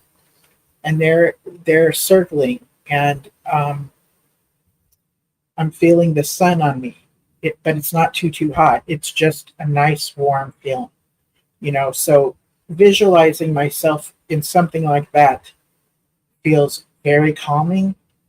It feels very takes myself away from where I'm at the moment, but in a good way. It's not what I was talking about earlier, which was gosh, now I can't think of the word, disassociating. Okay, this is visualizing. So you're still in your body, but you're visualizing yourself in this other situation. Someone else might come to a place of in a warm room that has a fireplace, and you can hear the fireplace, the flames flickering. You can hear the sound of the wood crackling. Okay, and you feel the warmth from the fireplace, and in the kitchen, you can smell the apple pie in the oven. All kinds of detail. The floors are wooden floors, and there's certain rugs that are on the floor. The walls are made of wood, or they have a certain wallpaper on them. Certain kinds of things that you find comforting, you would put those details in that for your own visualization, right? You can even be visualizing that where you're sitting is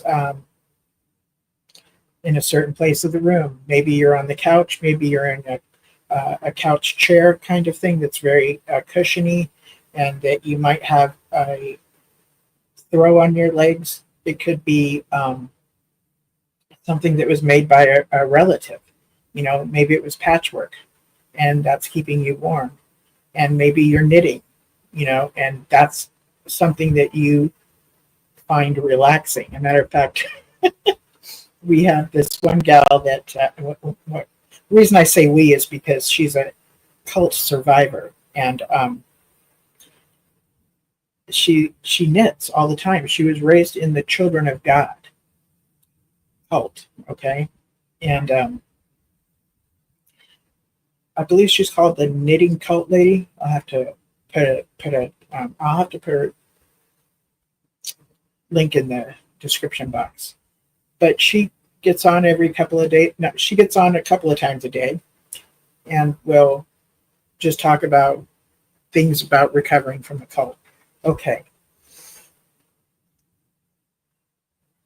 Stimulate vagus thing. Another technique is visualization. Take yourself to a nice place. Include lots of details. Okay. And Yvonne's still talking here. When I was in a lot of pain, visualization was the only thing that helped me calm it down a little.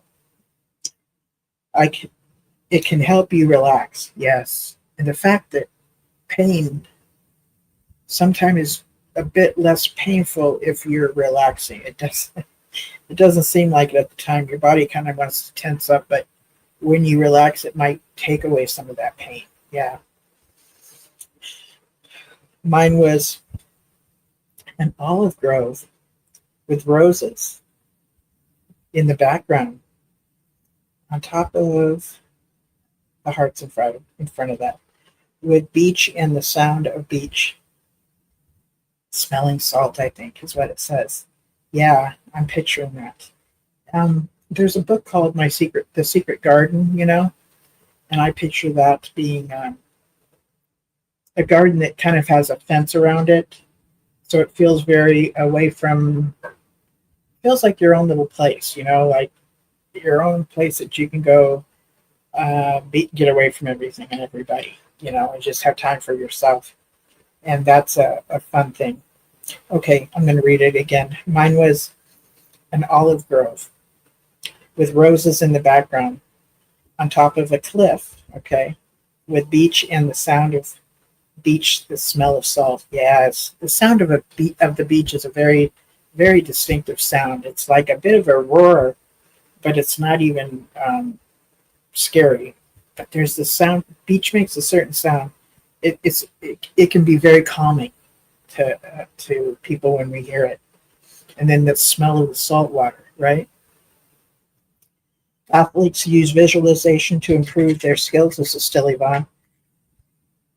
They go through the routine in their minds, and it's found to, I believe the word is have effect as actually doing the routine. This is true. Okay. I used to be pretty bad agoraphobic, right? And my middle daughter would want me to be at the hospital with her when she would have her babies, right? And going to a hospital was terrifying for me. So I'd literally put myself in therapy so that I could be with my daughter at the hospital with her. And she did this with me. A visualization of what it would be like to be in the hospital and the surroundings, visualizing that. So that was helping to familiarize myself with what that would feel like to be in that hospital in a very calming situation. Whereas I don't care for hospitals. But that visualization of doing that and going there is so helpful to get someone ready, to get yourself ready to do something. And like she was saying, the athletes do this. They visualize to improve their skills. They go through the routine in their minds. That's right. And it actually affects the routine. It does. And I'm talking about how it has worked with me. So yeah, that's very, very awesome. And these are things that we can do without an app, or we can use an app, right? And thank you, Yvonne, for sharing how much that hurt. I mean, how much that helped you when you're experiencing the pain. Yeah. The only thing that helped me calm it down a little, it can help you relax. Yeah, thank you. So yeah, so we can switch the subject. Is there anything else that's on you guys' mind that you might want to talk about? Because I've just been going from one thing to another, kind of just sliding in and out of things that come to mind and things that you've been bringing up in the chat, which actually is really comfortable to me. So I hope that it worked for you too. When I have something written out and I have to go by it, that just feels so limiting to me. But I can make myself some notes or a few things that I want to bring up, and I can do that. But if I have to like write out a script or something, oh my God, that's too limiting to me. That's very, very limiting. Yeah. Brumley, which is a lawyer from the Organization of Jehovah's Witnesses, looks like he's really getting consequences for the manipulation that they've been doing for years with the courts. And this time he got caught. And it looks like he or the organization is going to have to pay fines. And unfortunately, it's going to bring reproach on Jehovah's name, which is something we were always told to make us not do something, right? That's too funny. Yvonne says, I was then put on 18 different meds after getting a diagnosis and have forgotten to do visualization since then. Thanks for the discussion. Okay, you're welcome. And I haven't thought about visualizing either. So yeah, you actually brought us into this. You brought up the visualization, so that's very cool. Thank you.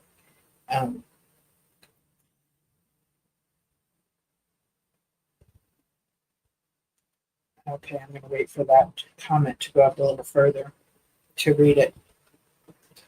But yeah, we've been talking tonight about some good things. So, so the organization has been gaining a reputation of how the lawyers are with the courts. And if you ever get a chance to watch any of this stuff that the lawyers, when they present the organization against whoever or whatever, it's amazing to watch them. It's amazing to watch their coercion, their manipulation, their lies. Okay, it's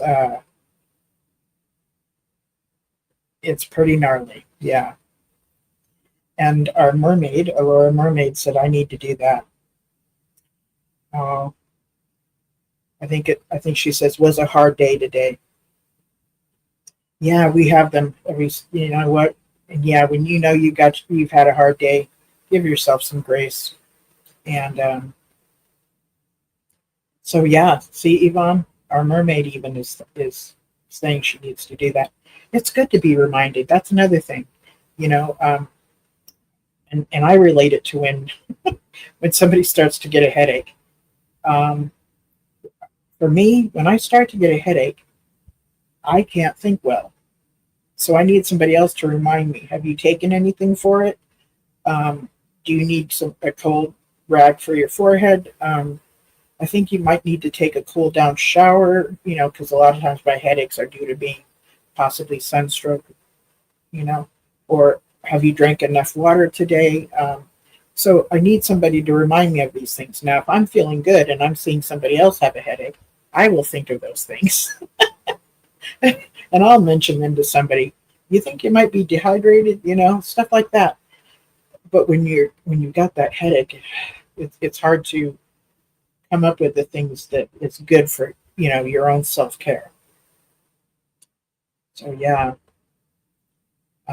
So the organization is the court system is getting to know how they are,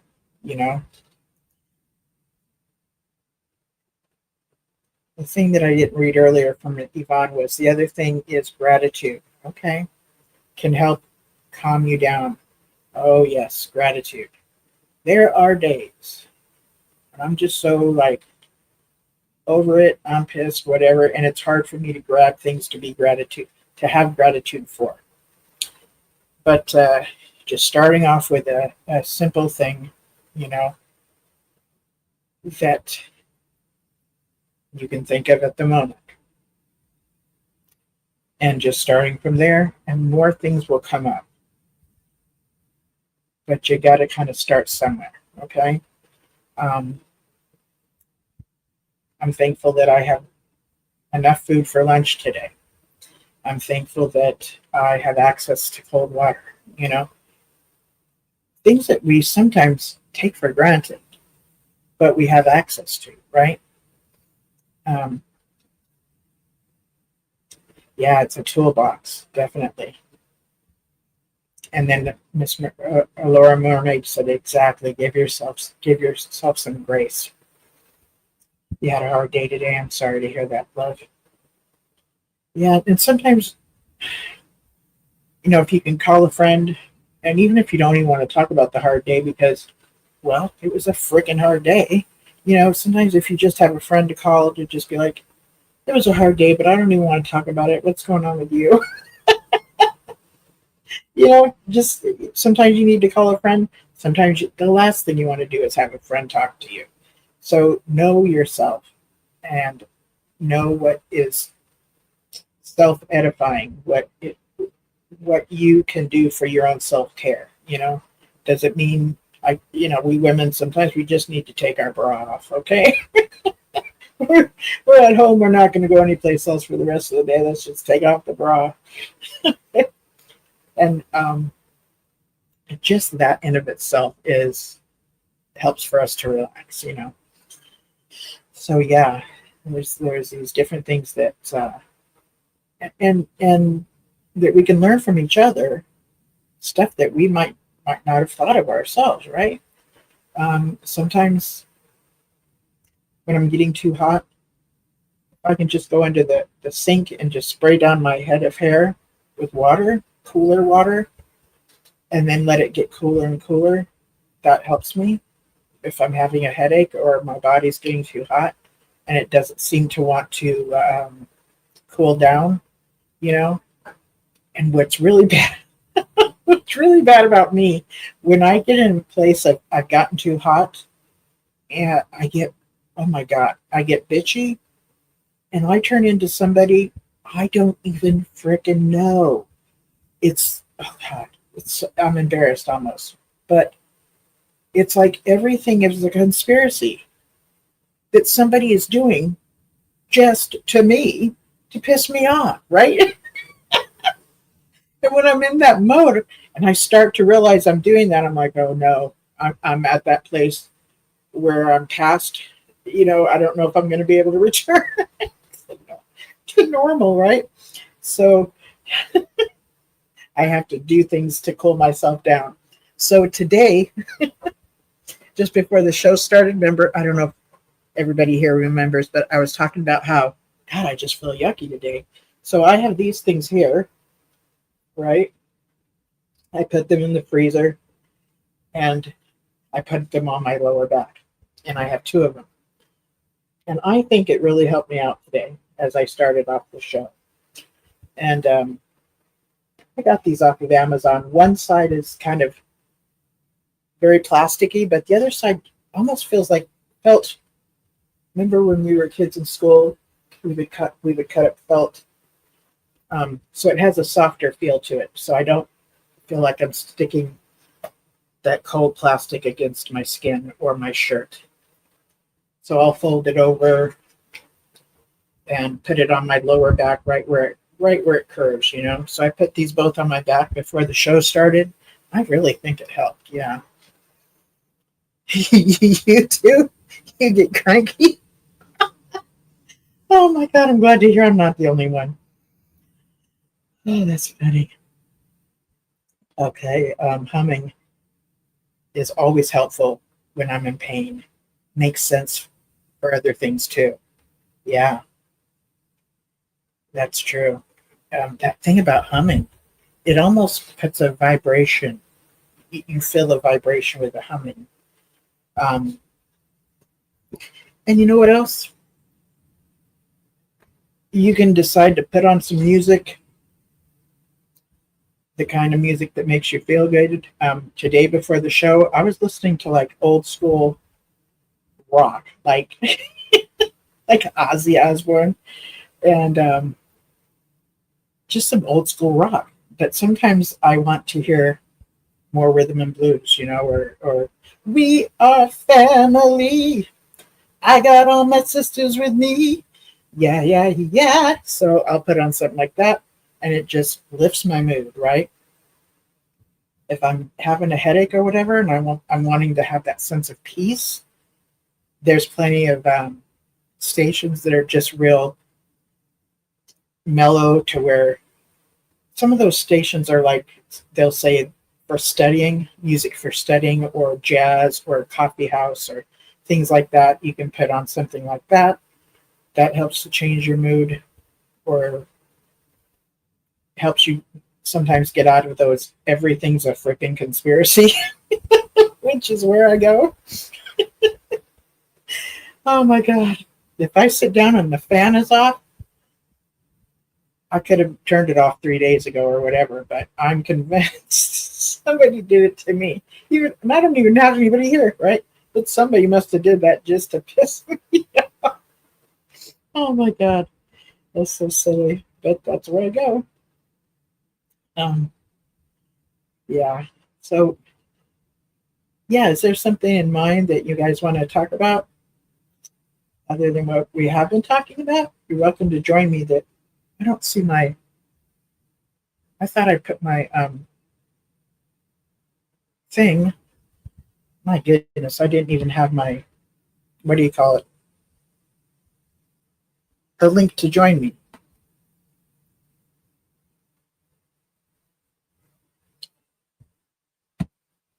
Let me see here. And I don't see it there. Okay. I'm going to pick up my other device. See if I can put it there. I gotta turn the sound down. And what I'm doing now is I'm going to get the link so that I can post it. So if anybody wants to join me, they can. That's what I'm getting ready to do. So I'm going to go into my StreamYard through another device. So I'm going to turn my sound off just for a minute.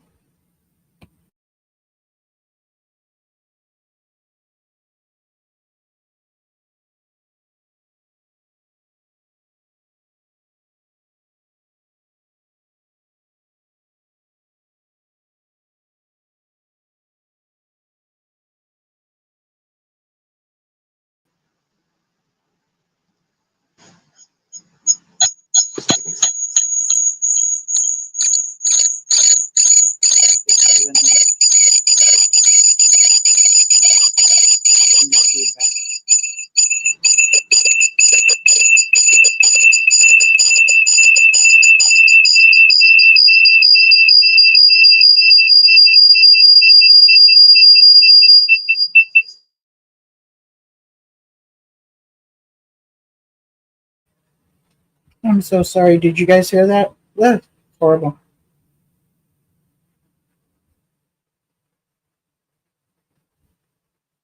Okay, I pinned it.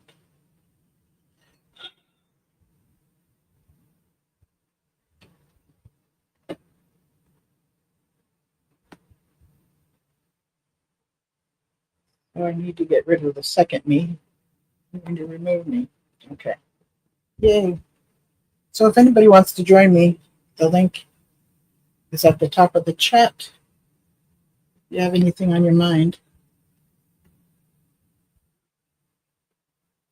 you're welcome to join me.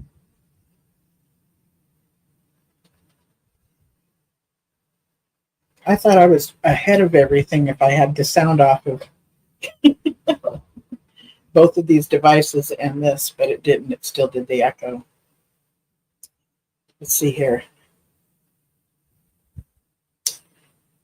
Natasha said cold ice, yeah, is helping me with headaches and belly aches too. Okay. Yeah, that makes sense.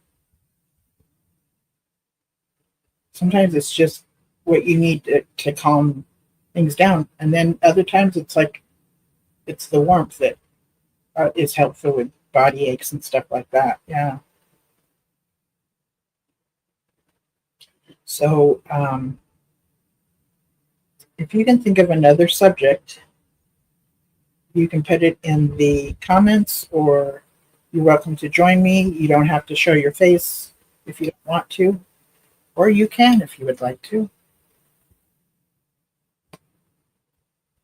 Yay, we got somebody here. Welcome, GG for GB. How are you? Oh, hey, how you doing now? Good. Hey, I'm glad you joined me. What's on your yeah. mind?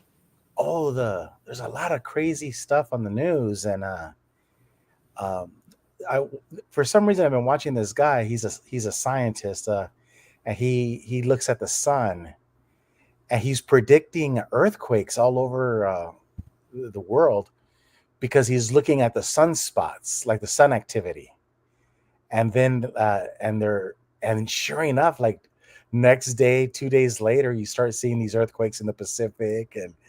And so I guess the science is getting out there where the sun, I guess, does affect the sun weather affects Earth, and so that's crazy. I'm not trying to go Jehovah's Witness on the earthquake thing, but just a lot of crazy stuff in the news, and it makes you.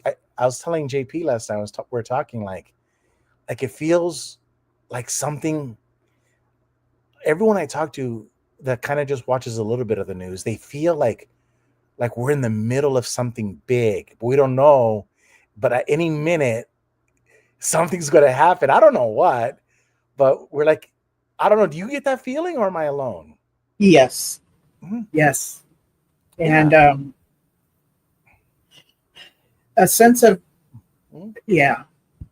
I'm not afraid because every morning I wake up and the sun comes up every morning. So but still, that something's not right. Just something's not right.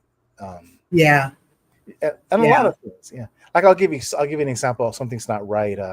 If you're 20 years old and the guy has two jobs, the girl has one, and you can't even afford an apartment, much less buy a home. So we know something's gonna give. And I just all kinds of news articles. Uh, like I'll give you an example. It doesn't matter which president of the United States. Uh, we or Israel, they have all of these wars, and we're funding one group and giving them money, and then the other group we're giving them weapons, and then like everyone is fighting, and then you're like, hey, are we the Mhm. baddies? Like, Right. yeah, What responsibility do we have mhm, for any of this? Yeah, yeah. And that's a so good question. yeah, and yeah, so sometimes I feel like yeah, we're in the middle. But I will tell you one thing that everybody's talking about right now is, and I scared JP. He was having nightmares. Um, it has to do with artificial intelligence. And I told him, I go, imagine, because see, in your computer, there's things on the very top corner. Well, in in the Apple, it's top left corner, but whenever you open up a window in any computer and you ask for information on that window, it's going to tell you if it's a read only file or a write file. So this is what it means. So say for example you download something, you can only read it, like the web page, you can only read it. Yes. But somebody else has the ability to change that page. Right. So, and that's called write. So we're talking about artificial intelligence, and we were thinking, like I was telling them, what artificial intelligence is actually learning to speak languages that humans don't speak. They invent language, and they're talking to each other. That's one of the from a very reputable source. They were talking about that. So, like, let's say, for example, artificial intelligence goes into, say, like Watchtower or the CIA or any, just Wells Fargo. Just pick a thing, and they have keys to get into the front door. Now, people say, "Well, we have encryption, we have state of the art this." Yeah, but that technology is like cell phones. Cell phones were around in the 1960s, but it wasn't until the year two, like the 2000s, that people started having them. So there's a lot of technology now that Yes. is so light years ahead that we don't even know of. So the point I'm trying to make is this: like, imagine this artificial intelligence goes into Watchtower's website, jw.org, and then it opens up the doors, and then it says, okay, you know what, Linda, you can no longer write, you can only read. So even the governing body members, their keys are taken away from them, and all they can do is just look at the screen. They can't block anybody, they can't. And so then what happens is everything becomes open. So that's what one of the things that people are talking about that can take down like religions, banks, governments, is artificial intelligence. They're afraid can actually get to the point where it's like going into City Hall and it takes away all of the guns and all of the locks from the City Hall, and anybody can now go inside and just look. You can't take anything, but you can just look. Hmm. Imagine you could just go into jw.org or or these different institutions, and they just start looking. Now, a perfect example of this happened in the 1990s with uh, when the German wall fell down. And what Tear happened? down that tear down Yeah, that wall, as they Reagan said. yeah, they tore it down. And what happened was, the reason the wall went down is because everybody stayed there night after night after night, because they had nothing to go home to. The people had reached Mm. their limit. And then the police couldn't do anything because they weren't getting paid. So the police were like, well, we're not getting paid. So it eventually just collapsed. And what people were doing the very next day after the collapse, They were actually going into like government buildings and saying, hey, who's the one that put me in jail because I had a Bible? And they're like, well, let's find out. And he goes, oh, it was your wife. She's the one that was No. writing that. Yeah, real true stories. And Wow. so what was Wow. happening is there was a moment in time in East Germany when it fell that everybody was able to just walk in and just get the files and just look. Kind of like when Nazi Germany fell, people were going in and just stealing the files and saving them because they wanted to use them, and they did. They used them in court against the Nazis. So that happened like on a paper scale, something that we know how to do. But people are talking that artificial intelligence, this is scary, where you can actually, or it can actually like completely lock everybody out of a web page, like say jw.org, but you could still go in there. It's just nobody can do. There's no security. There's just Nobody like, can do the editing or uploading of yeah. an article or. So you go to Stephen Lett's email at jw.org and you can read all of his emails. You can't change his emails, but you can look because there's no keys. And see, so what that is called? Where artificial intelligence makes every human being equal. Imagine a world where everyone is equal. Well, that's what people are afraid of with artificial intelligence, is that, for example, the governing body would not be equal because they're above the average because they have security, they can. But you're talking. Okay, you're talking levels. But imagine, higher, right? Yeah, so imagine you're able to now go in, or people are able to go in, and then you're like, well, Stephen Lett, why are you talking to some guy in the Cayman Islands? Right. Stuff like that. And then that, what it does, artificial, this is what people are thinking, that it's scary, but it's also a good thing, that artificial intelligence has the capability of putting all of the humans on an equal level because there's no secrets. Okay, I gotta stop you here because my brain's not receiving this. So when I hear you say equal, I'm thinking equality, and no, I'm thinking equal in power because okay, because like but, for example, the police have guns, they have locks on the door and all this other stuff. But imagine if there's nothing the police can do to keep the public from looking at all of their computer systems. You see, the emperor has no clothes. Right. There's no privacy. There's no privacy, is there? Correct. And so everybody knows everything. Like, hey, if you have a girlfriend, boyfriend, whatever affair, it doesn't matter. It's all out. It's like everybody walking around naked. Wow. That's what AI would do, and it would make everybody equal.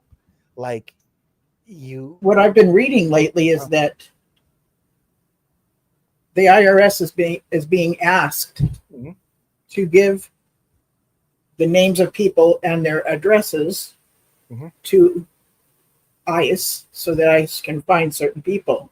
But the IRS are saying, no, we've told people that do their income taxes that we wouldn't give their information to anybody, right.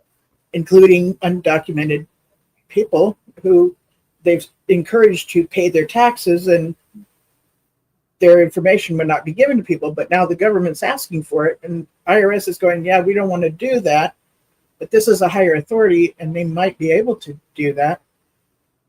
Well, yeah, you would need a court order, right? Like, and then they would do that.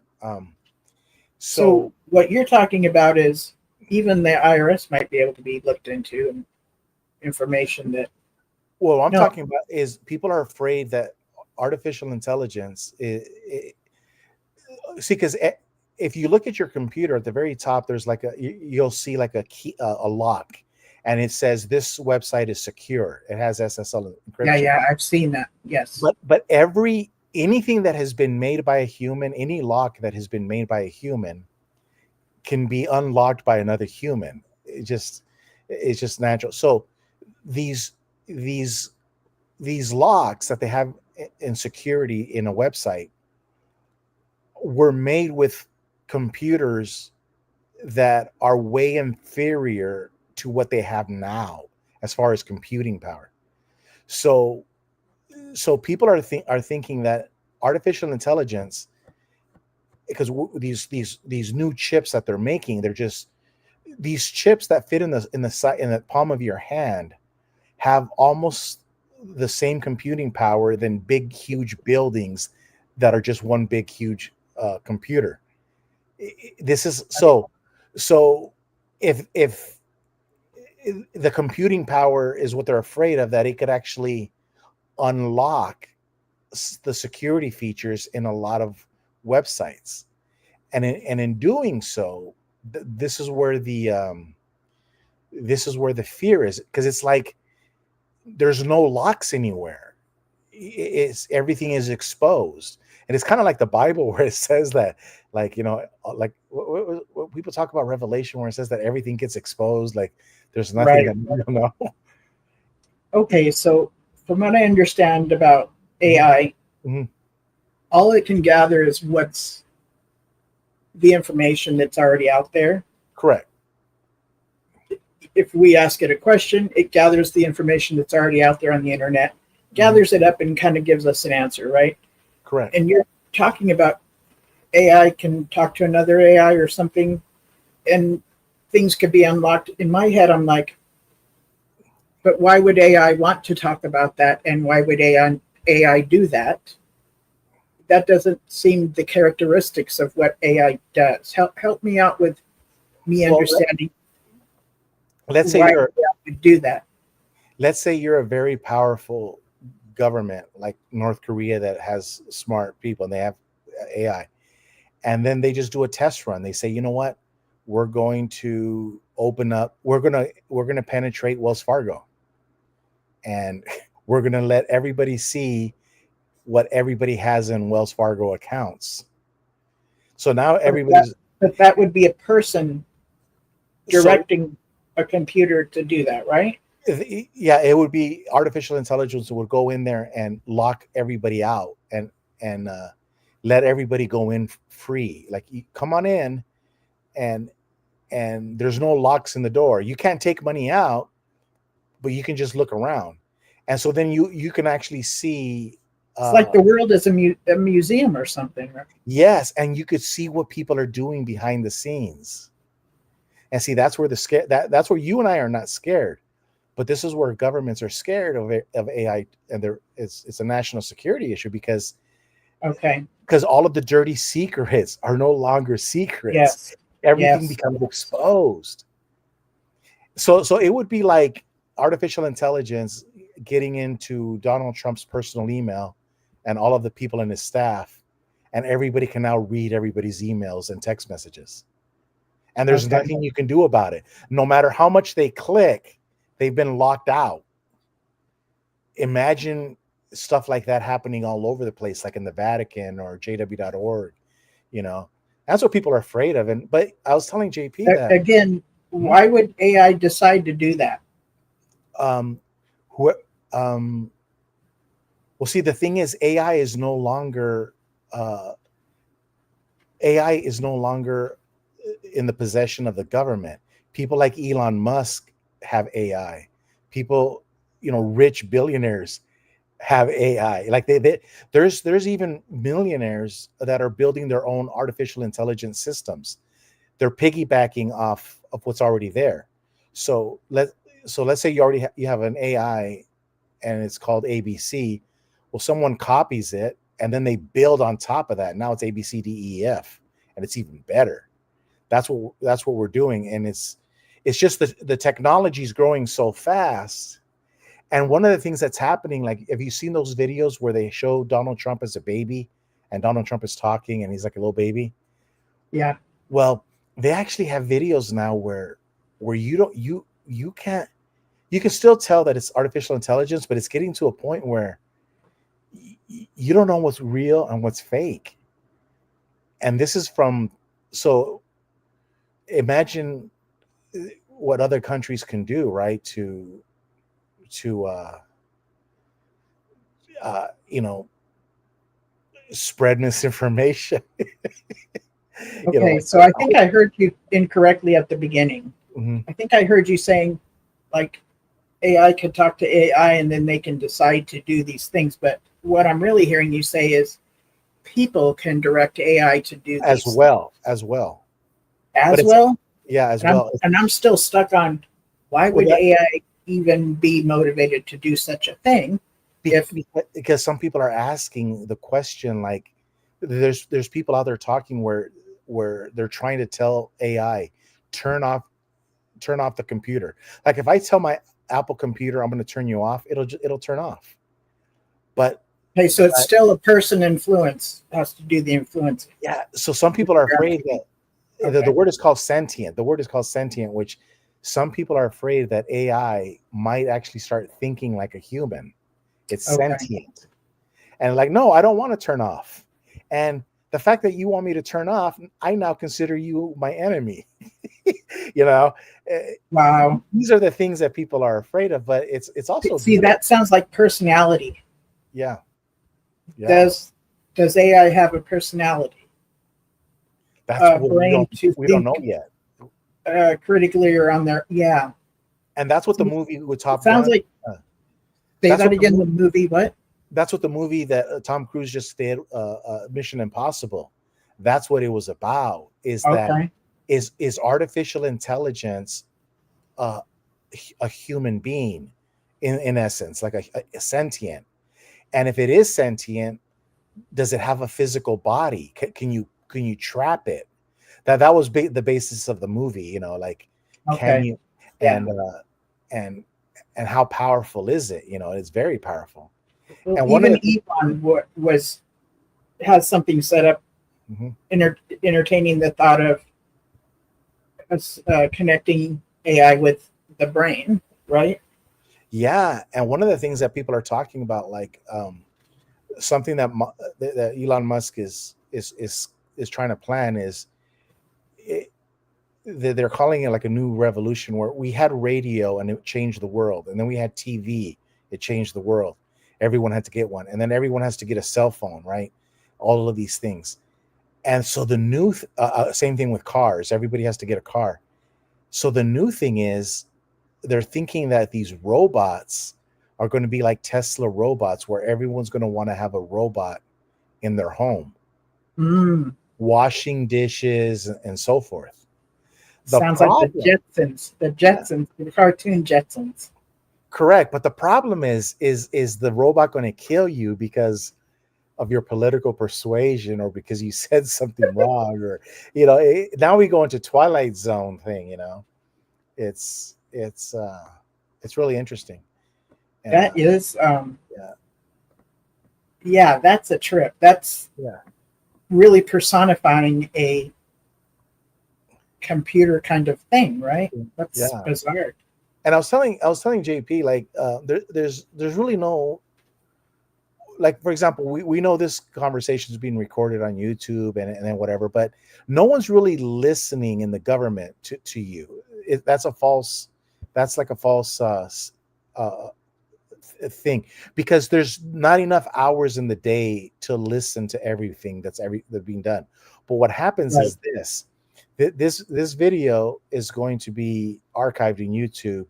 And then let's say, for example, you decide to run for mayor or city council in your city, and the powers that be are like, you know what, we don't like Linda James.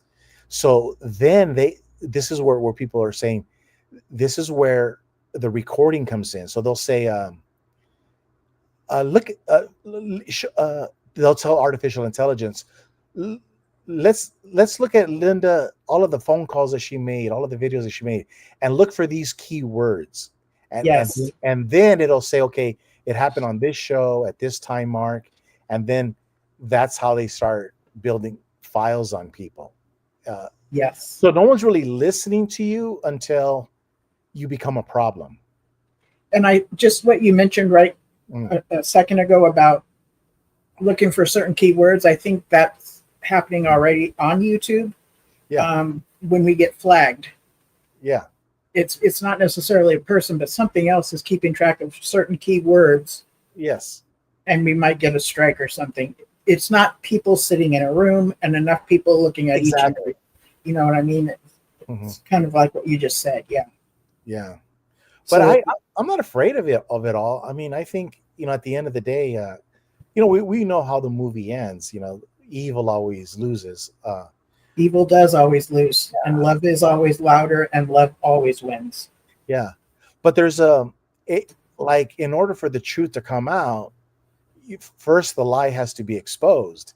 So it's going to be, if artificial intelligence does what people say, just listening and having and hearing all the lies that people have been telling us, that's going to be painful. Like, oh my God, I can't believe Yes. you did this. Yes. Like imagine if artificial intelligence took over Watchtower, and then you actually saw all of the money in the Cayman Islands. You actually Yeah. saw this. But you actually saw the receipts. You actually could see it. Mm-hmm. You see the pain that people would go through to see that all of their hard work was stolen from them.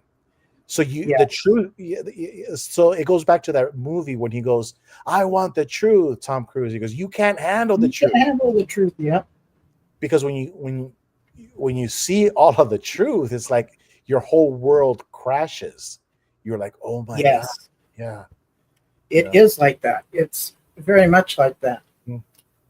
And But I don't think there's nothing to be afraid of. I think a lot of people get afraid, but there's not, because the sun comes up every morning. It's everything is going to be fine. Um, it's the people that are evil and they know it. They're the ones that have. They're it the ones seems that. like it seems like yeah, like the ones that are evil or have no sense of right and wrong Yeah, seem to be getting too much power or yeah. authority. Mhm. And then that falls into the category of abuse of power or abuse of authority, right? Correct. Because Now, they're speaking doing unethical. that brings us to the second topic, and I was talking to JP about exactly what you said. Did you see that CEO that was at that concert, and he was like hugging his I heard about it, Did you and I've see it? been seeing like these memes all over the place. But did you see where he actually did it? Did I see what? Did you see the actual video of I the have not, CEO? no. But I've heard that it was a married couple or two married. So these two people were at a public event and the camera went on them, but they were both married to somebody else. So they were having an affair, yes, Yeah, let's see here. and they got busted. Yeah, did you want to see that? Is it Sure. showing it, you think? I don't know where it's at to see it. It's right there on your screen. You see it? It says GG for GB Inside Edition. It's Are right you on your saying screen. you brought it up for me to? Yeah. Okay. Okay. Thank you. I did not know that.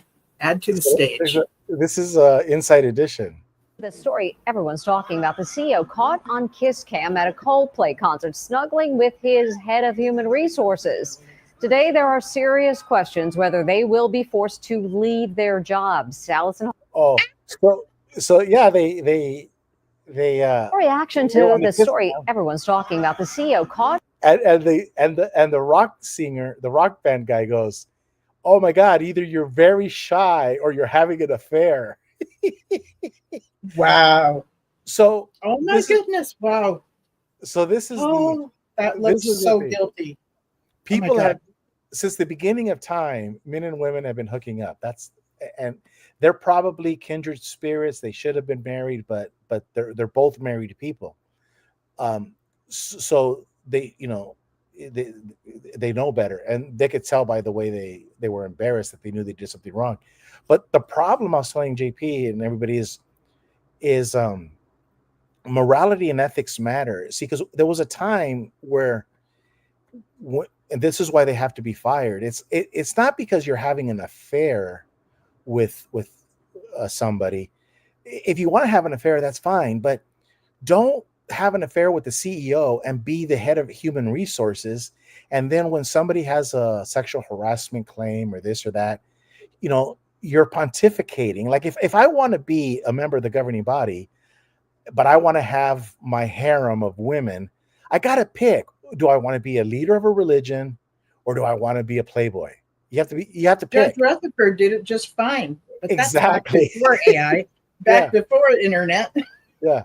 And so I think, to me, it wasn't the fact that they were having an affair. It's like, you can't have your cake and eat it too. If you want to, fine.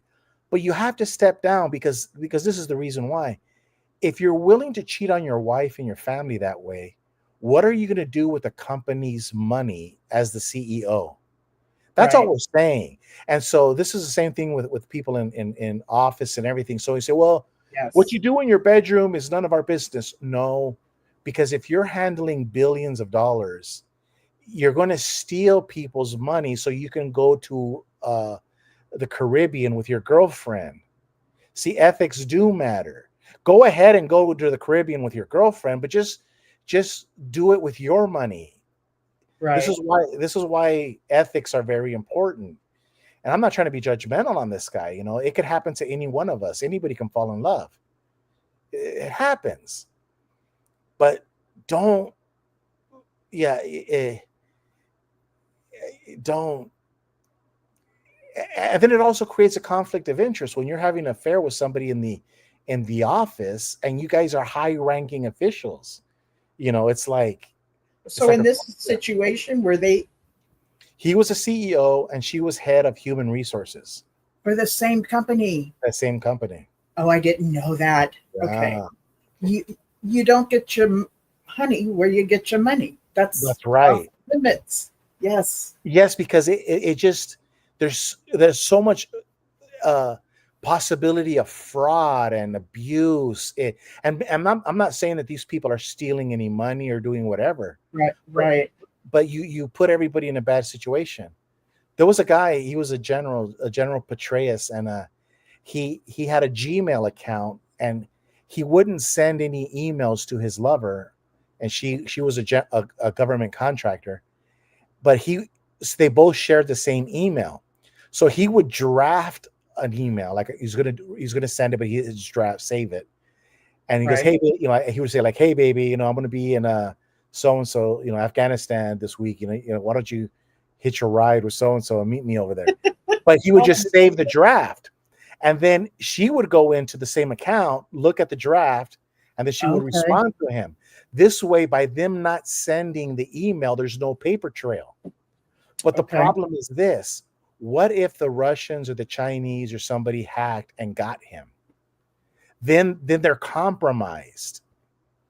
And that's the thing. If you're in a position, if you're a general, a CEO, you have this much power, you can't be compromised, because then everybody below you gets hurt. Yes. So go ahead and have your lover. That's fine. That's been happening since the beginning of time. Right. But don't be. Yeah. So this makes me want to ask, because everybody's talking about it, right? Yes, it's funny. That's why. The Epstein files that are nothing's here, move along. People thought there was going to be something released, and then all of a sudden there isn't something to release. I just think a lot of people are compromised. It's just a lot of people are compromised. I do too. And so what are your thoughts about what should happen with that?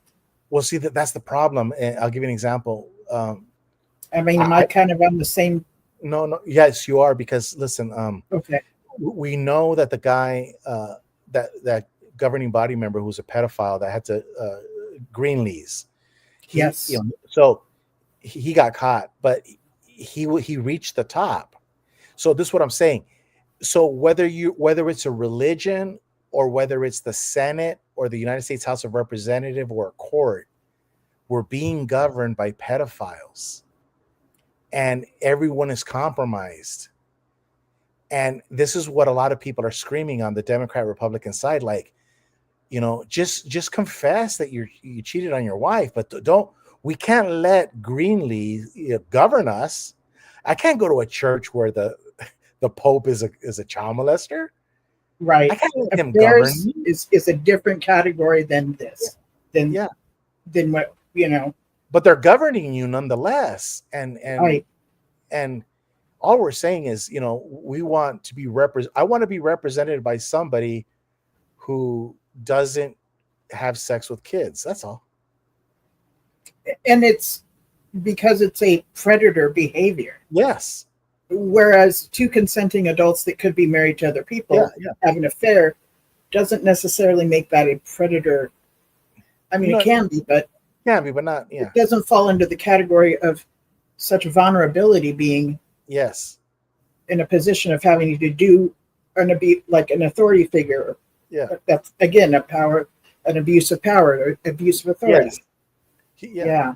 If he's willing to do that to a children, what is he going to do to a business owner or to Mhm. a governor of a state or something? Like these people have no. That's why people are pissed off. It's like, we cannot be governed by these type of people. Yes. Yeah.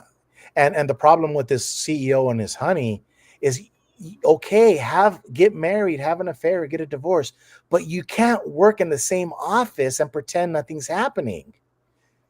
Now, Yeah, it's just kind of different than, like, say, a couple started a business yeah, and they both have positions somewhere in the business. That's different than yes, what this was. Yeah. yeah, because you're dealing with other people's money, you're dealing with other people's affair, and so that's all people are asking is, like, we're not trying to be sexual polices. It's just, we're just saying, if I can't trust you and you're making bad decisions, what other bad decisions are you going to make on behalf of us? Exactly. And that's a good way to look at any kind of Yeah. governing anything. If we belong to a health club and we find out that the governing group that runs this health club, let's say they have 70 of them, is behaving in a certain way, it could affect us, right? Yeah. Especially if we've got a lifetime plan, because they're screwing things over and it's going to be, disintegrated. The business will probably break down and they'll lose it. And that's going to affect us. We do have, so what is a good way for somebody that's a member of a gym, a chain gym, and we find out these things, how can we hold them accountable, or can we? Well, that, like in this case with this CEO and the girl, in a corporation, there's a thing called the board of directors. Okay. And so the board of directors, they could fire the CEO because he's putting the company in harm's way. Or, like, say, for example, he's getting money under the table because he's getting commission for, whatever. This happens a lot where, you're in charge and you hire an insurance agency, you hire credit card companies, you hire all of these other support, but you get commission on the back end. And so then the board of directors find out, it's like, hold on a minute. We're not we're not only paying you, but you're also getting commission under the table from all of our vendors. See, that's a conflict of interest. So yeah, so whenever someone's doing something like illegal in a corporation, the board of directors have to fire that person, have to know about it, because he's putting the company at risk of lawsuits and all kinds of other things. That's why it's not like we're trying to get involved in people's personal business. It's just, if you're willing to steal from a company, or if you're willing to do bad decisions, it affects all of the employees. And so in a corporation, you bring it up to the board of directors. If it's a small company and there's not much you could do because it's a small company, but if it's a big enough company, that's what people do. They take it up to the board of directors. So this thing about Epstein and the friendship that Donald Trump had with Epstein, and it's not, it's looking compromising for for Trump, like what would be expected? What would we expect to see, or are we supposed to just move along because there's nothing here to see? Well, no, I mean it would be kind of weird if he didn't know Trump, because if anybody with that kind of connections that Epstein had in New York City would be gravitating to Donald Trump. Now you can't. This is one of the problems with Epstein. Epstein is like radioactive, so even if you just said hi to him, and there's a video of you just walking down the street and said hi to him, you're guilt by association. Yeah. I really think in situations like that, like they say, the cover up is worse than the crime. This is why sometimes you just have to just say, just tell the truth and say, there's nothing illegal with me being friends with him. I didn't know who he was, this and that, and and if you got any evidence, well, Right. just you have to be transparent. I really think if you're anybody who has contact with Epstein, you just got to go on the offense and just say, well, yeah, bring it. Yeah, I did say hi to him. Yeah, I was at a party and he was there, but I was at a party and Manson was there. I mean, what are you going to do? Right. But that doesn't mean anything. So I really do believe that the great majority of people that Epstein did business with or talked to did not go to his island or did not participate, but he used everybody to get to other people. I agree with that. Yeah. So that is his character, or was his character, and I'm not sure if he's still alive or not. Yeah. Who knows about that? Yeah. So I'm sure he met Obama. I'm sure if he was friends with Bill Clinton, I'm sure he went to a gala with Obama. It doesn't mean Obama did anything. It's just he was invited to a gala via his proxy, Bill Clinton.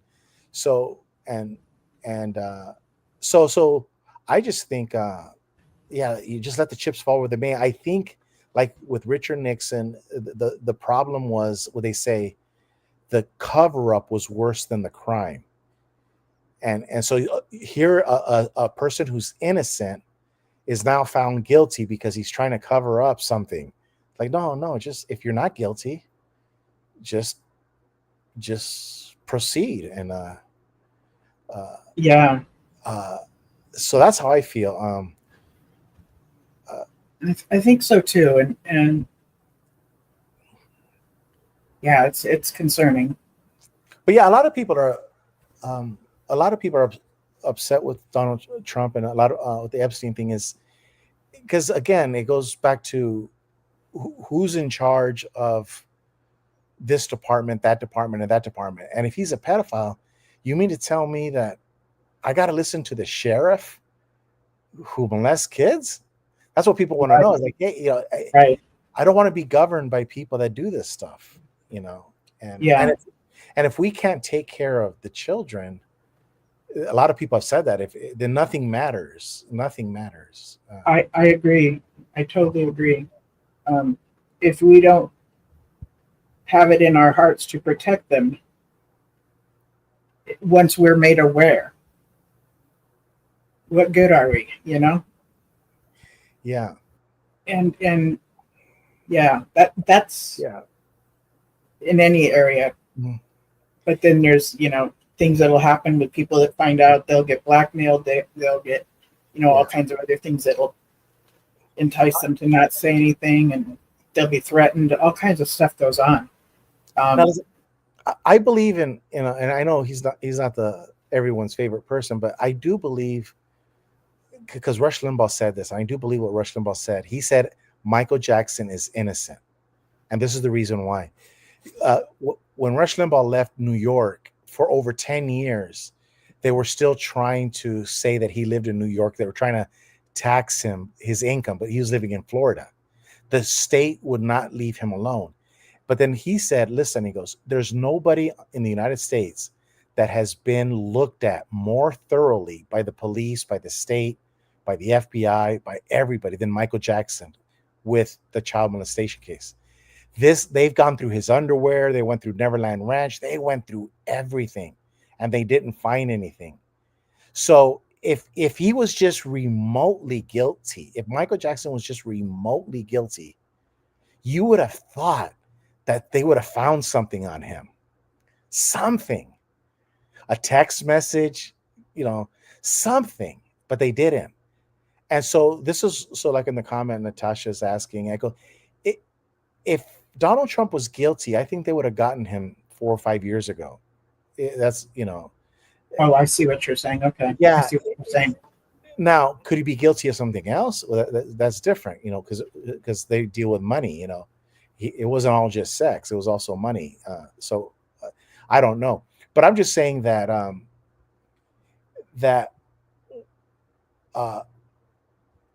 When I think of Michael Jackson, yeah. I think my childhood was hell. Mm-hmm.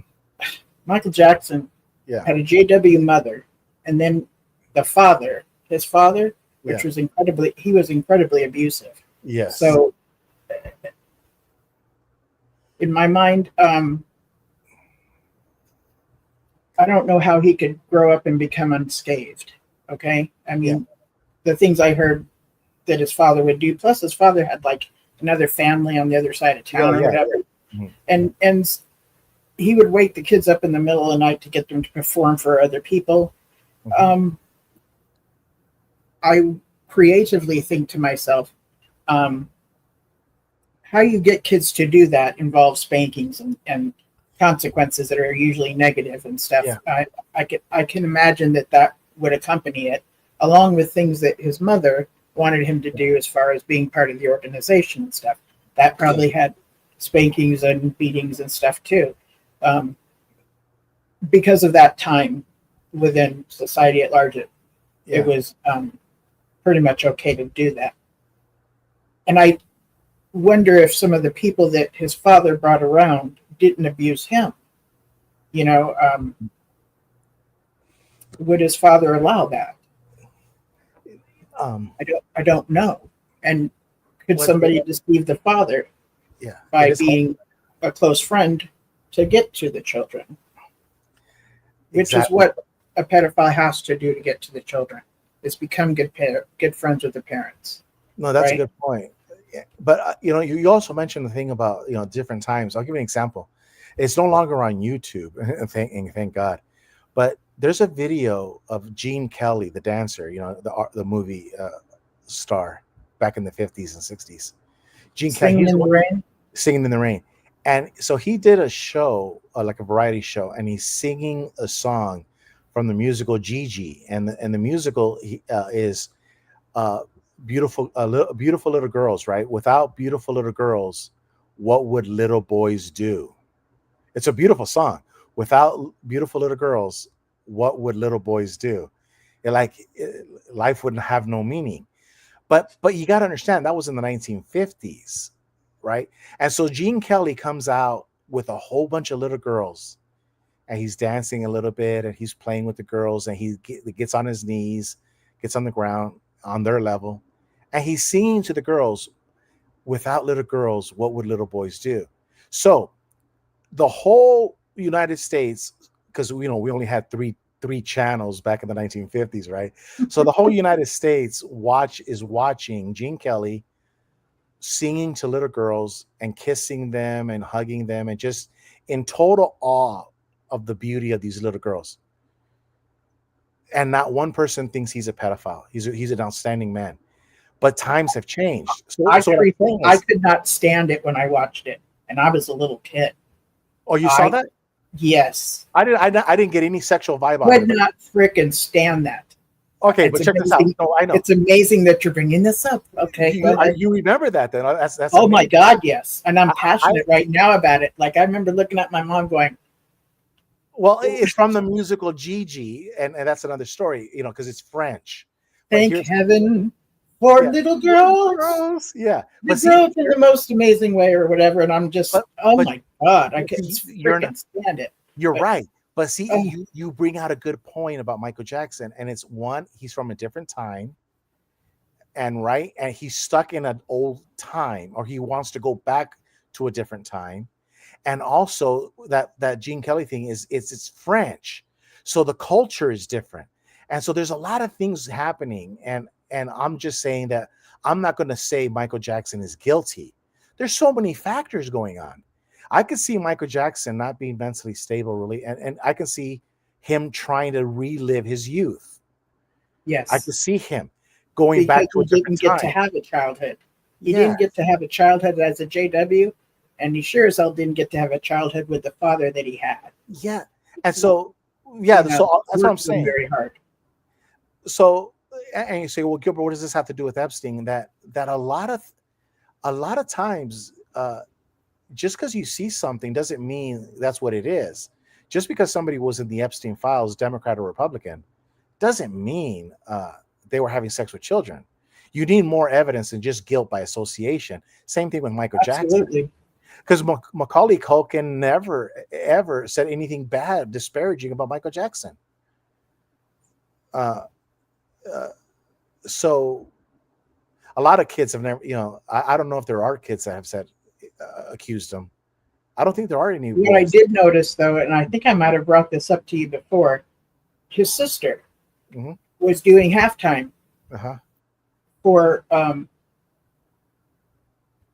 the game, for the football. Oh, Janet Jackson. Okay. Yeah. And there was a malfunction, Yeah. wardrobe malfunction. With Justin Timberlake. Yeah. Yeah. Okay. When there's abuse in a family, Mm-hmm. one kid's getting beat or getting in trouble somehow, it's not uncommon for another kid in the family to do something to get attention from the parent Mm-hmm. that's punishing this one to get them off of that one, to get them Yeah. to go over here. That's exactly what happened, in my view, Yeah. when she had the wardrobe malfunction. Okay. He was going to court at that time. I remember he had a day where his nerves threw his back out. Yeah, and he yeah. showed up in court kind of like in pajamas. Yeah. Not how you would show up in a court. Very, very casual, loose-fitting clothing. And, I mean, it made him ill. But that's how I pictured her wardrobe malfunction. It was like a distraction to get everybody's eyes off of him to go look at Yeah. that situation. Yes. Yeah.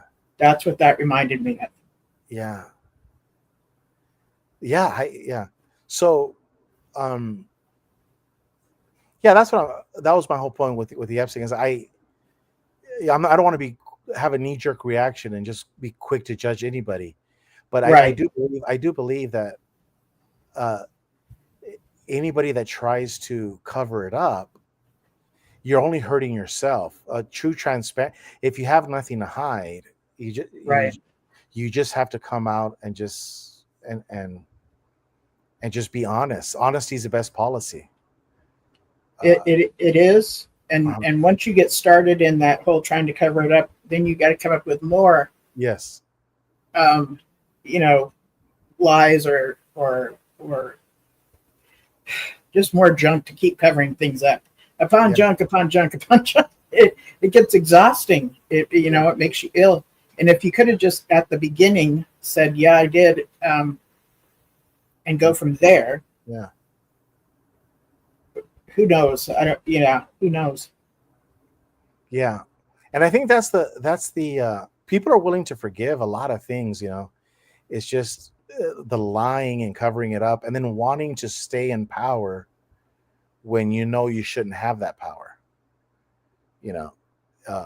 Like that CEO, that was the perfect example. I can see like say for example the CEO says, "Hey, listen," I go, I have a 5-year-old kid and ever since my wife gave birth, I haven't had any sex. So I fucking blew up. I messed up. I started banging my human resource officer. And now I have more sex than when I was 18 years old. I'm sorry. And I'm sorry. To me, when somebody does something, people like would that, forgive you if you just tell the truth. I agree with you, but I'm going to kind of take it off to the side a minute. Side note, but the same situation. I don't always see something like that as he was doing that to his wife, but rather doing it for himself, like kind of almost like a mini vacation and yes, it's wrong, and yes, it will hurt the wife, but there was an intent to fill a need, or to just take a mini vacation, but they don't want to live there forever. Correct. They're just trying to fill some needs. And it's more for themselves than it is against their partner. Yes, and that's a good point. People might disagree with me, and that might sound, I don't know what, but yes, sometimes affairs are, I get that they're wrong and everything, but And well, I don't think the reasons are always horribly to screw over the partner, Yes, you bring out a good point, because even in the illustration I gave, it's wrong too, because then you're blaming your wife, and even though she may be at fault, you're still blaming her. And that's one of the things that he's getting a lot of backlash, is because instead of saying, I'm 100% at fault, this is all me, I'm the one that initiated, I'm the one that knew everything, and yeah, even though I had a reason because I was sexually deprived, we can make up whatever, I'm still wrong, it's not her fault, I could have done something else about it, I could have gone to therapy. But he didn't, since he didn't take 100% ownership. That's the problem. And I think the same thing with Epstein. People are saying, hey, you've never taken ownership. Take ownership, and we forgive you. But if you don't take ownership now, we can never trust you, because you're never going to take ownership about anything. That's the big picture that Democrats and Republicans are saying, is that, I mean. I think there's much more to this story than simply Trump hung out with Epstein, and Trump is probably guilty of doing things. Okay, there's more to it. There's tons of Democrats and tons of Republicans that have taken their on film. Okay, so there's all of that's going to get revealed too. So there's a whole lot of reasons for this to never be revealed. And more than if we think it's likely that Trump did something, or not. Well, you know what? I said what Natasha's saying, and she goes, sometimes I wonder how many forget USA citizens, how the USA is viewed by the rest of the world. Sorry, Natasha, because I'm gonna go deeper. So I'm the president of the United States, and I'm talking to the like Russia, right? Like Donald Trump right now got in a fight with the Supreme Court leader of Brazil, because he's acting.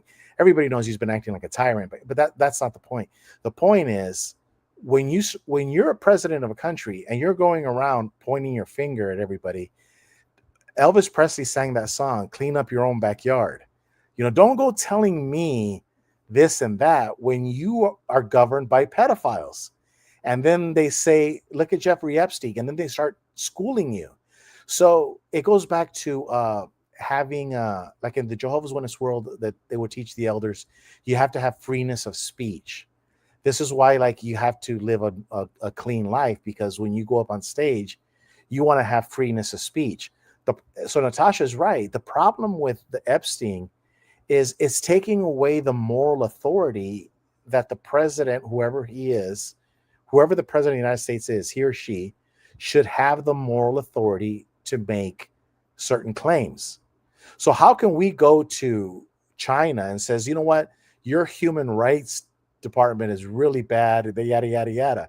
And they're like, Jeffrey Epstein? See, you lose.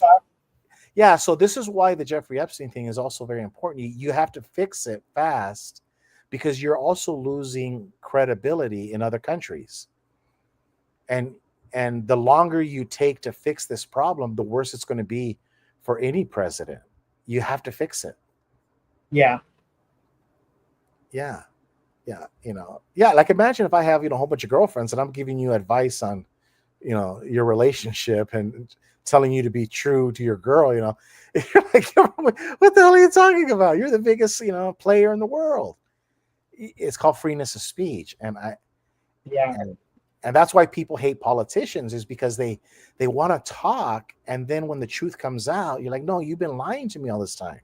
Just tell me the truth all the time, and right. And just give up your job if you do something bad. There's nothing bad about that. You can always come back. Okay, but from what I heard, if our president isn't the president, he has some consequences. Like I heard that if he didn't become president, he would have ended up in prison or jail or something, Yeah. and he might be trying to avoid that. So Oh. admitting to something would be getting him there quicker to jail or something.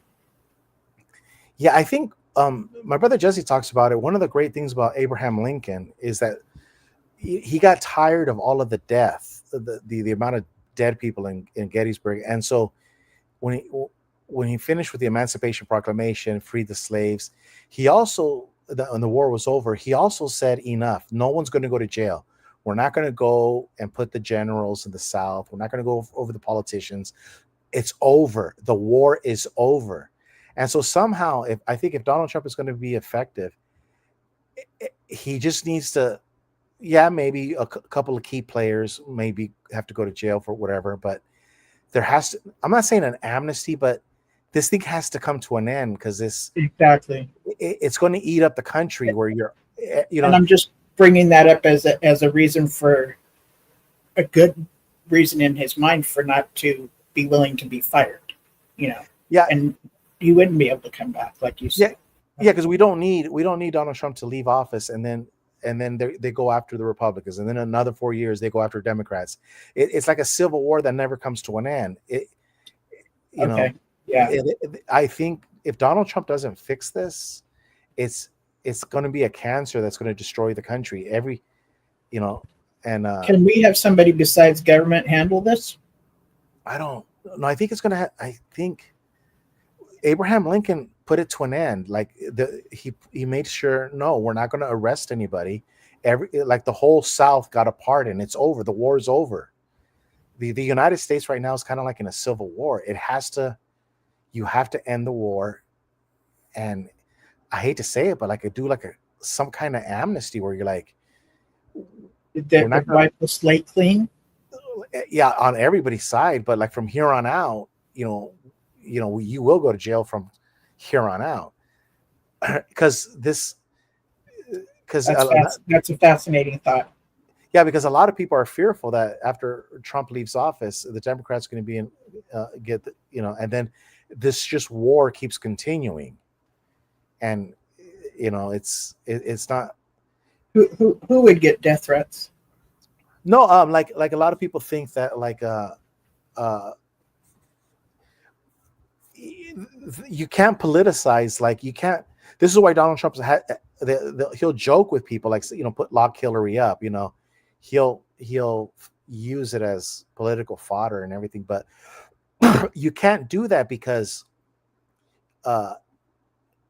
you can't start locking up Barack Obama. You can't, unless it's and if you do lock up one or two people, you can't lock up everybody, because then the boomerang comes back, and then they're going to start locking you up and all of your supporters, and then it never ends, and then it just ends in bloodshed. So this madness, I think, has to come to an end, because you have people on both sides that want everybody in jail. There's a lot of Democrats that want Republicans. I don't want everybody in jail. I know, but believe me, in the political realm, even on the MAGA side, there's a lot of people they want to see people in jail, and I could see for certain things that are clear, but at some point we can't have a functioning government and a functioning society when the whole nation is divided and wanting to put each other in bars, and I see that. I see this happening. Trump is the cancer of your country. Yeah, but Natasha, you could say the same thing with Democrats. Everybody could make a good argument on each side. This hatred towards each other has to come to an end. I agree. It ends in bloodshed. How can we do that? I don't know. I mean, really, when we see things so differently. Yeah. I'm not saying you and I, but I've seen comments, like I was talking earlier about how the way ICE is handling things is traumatic to me. I'm not okay with it.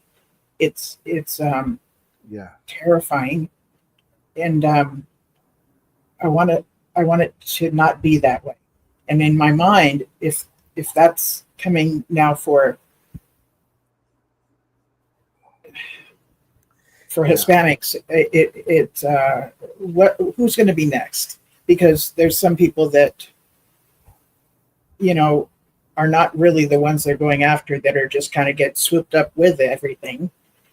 And then, is there going to be a time when the LGBTQ are going to be next, or another heritage or nationality? And I'm wanting the way that this is happening. Like, I'm wanting that technique and that tactic of how it's happening to stop. Mm-hmm. I'm terrified of it going further, but then I can hear people that think that that's an excellent way of doing things.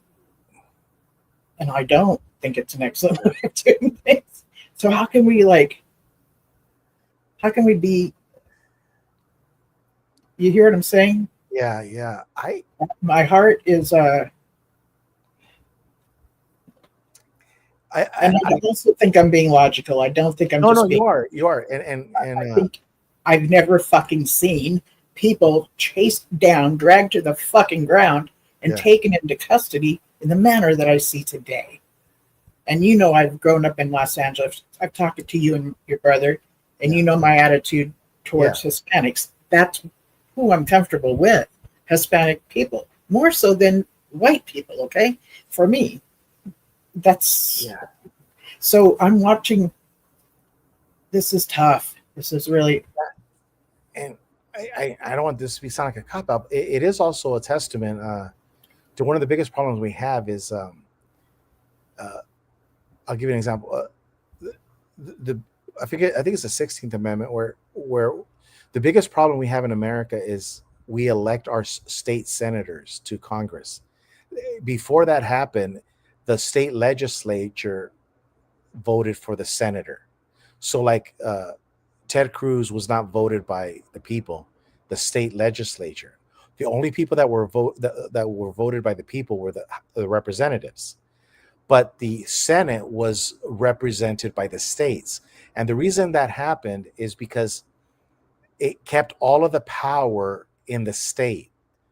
So the government would not become a dinosaur. I think a lot of the problems we have is that the United States government is so damn huge that before, when it was smaller, you could still have the military and everything, but going back to the immigration thing and everything, 50 states would compete. And one of the things that we're missing now is we don't have 50 states that are really competing against each other as nation states. That's what the United States was based off.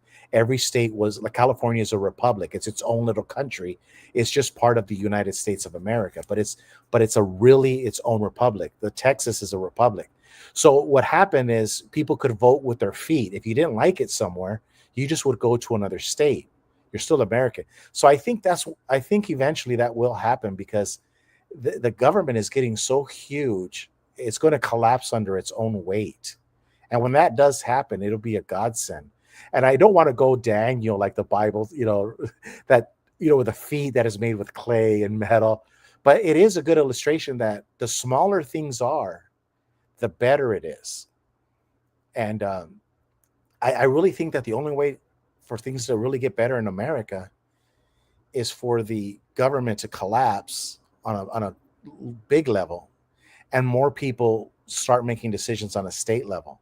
So this thing about like how you treat illegal immigrants would be more done by the state.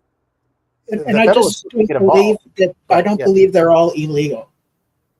Oh no! What I'm saying is that if, say, for example, one state was friendlier than the other, then illegal aliens would not go to like Iowa or Kansas because every state would have their own little set of rules, and so that's what. When government is smaller, the local people have more control. I think what you're having is Washington, D.C. wants to make all of these decisions on everything one size fits all. And a lot of people are frustrated because, you're seeing like what you're describing happening in LA, and people are upset, but when it happens in Nebraska and it happens in Kansas, people are happy. you know, and one Yeah, side, I have kids in Nebraska that would yeah, argue with you, but yeah, I hear what you're saying. yeah, You know, states that are more rural, more Bible yeah, Belt,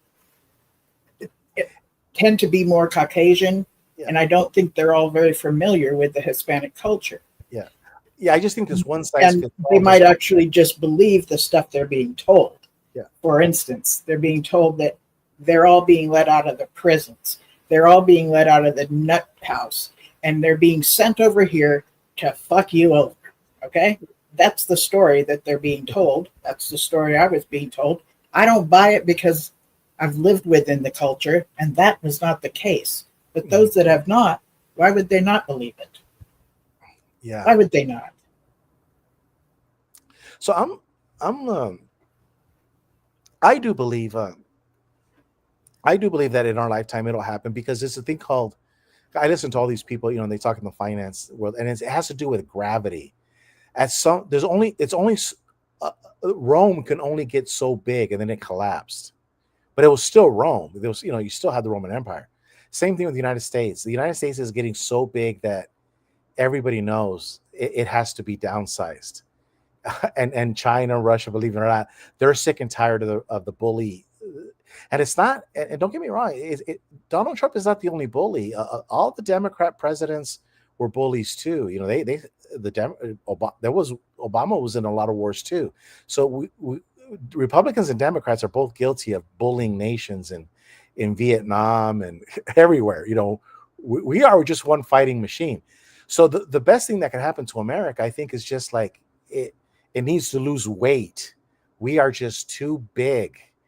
And what I think that will happen, there will be a collapse in our lifetime, in that it deflates.